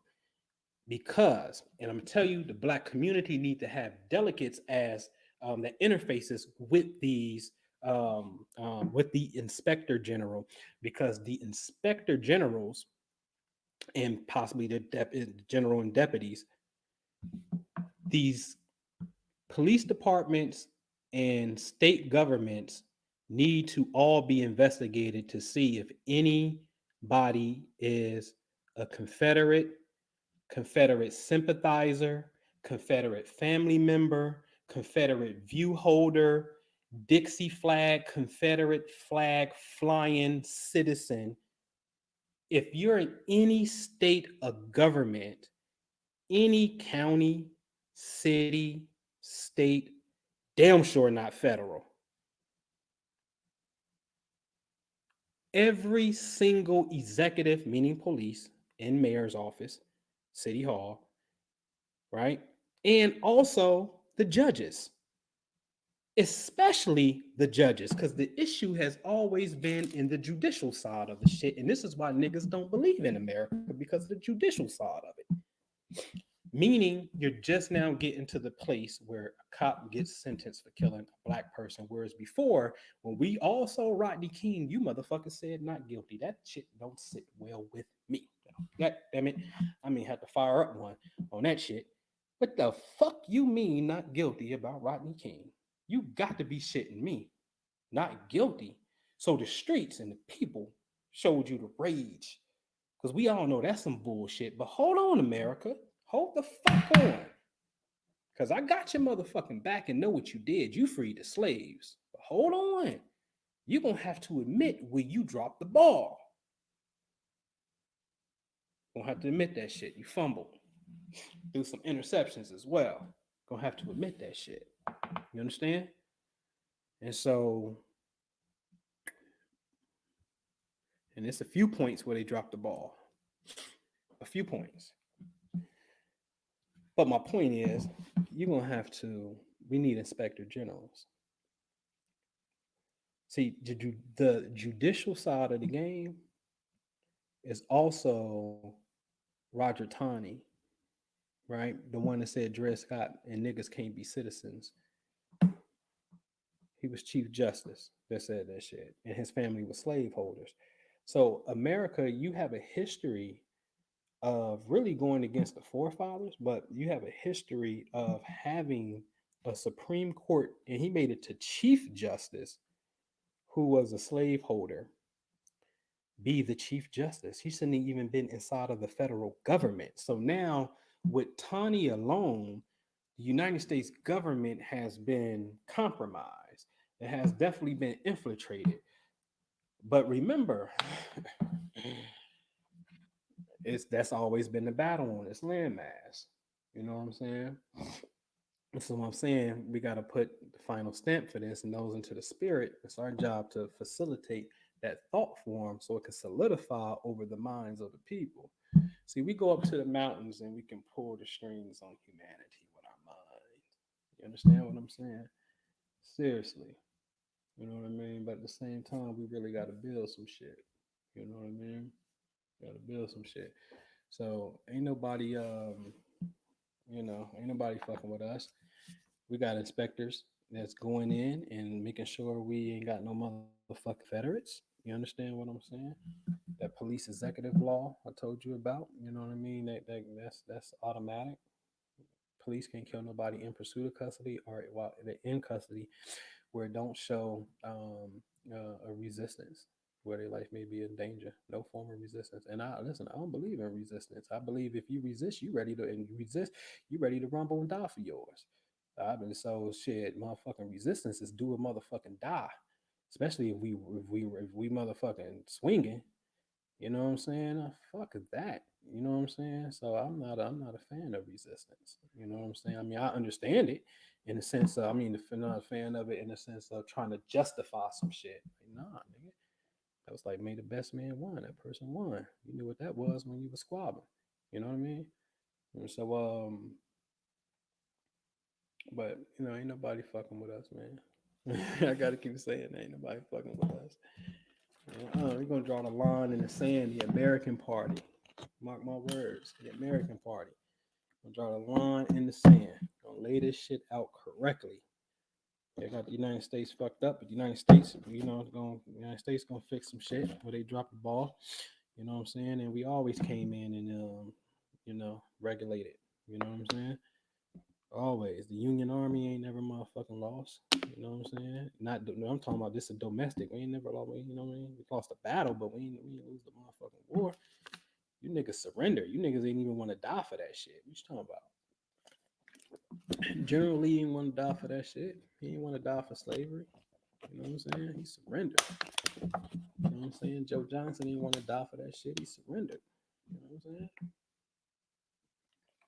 Surrender your men when everybody dead. I thought it was to the death. What you gonna surrender for? Everybody else, the motherfucking died. Now you gonna surrender when they catch you slipping?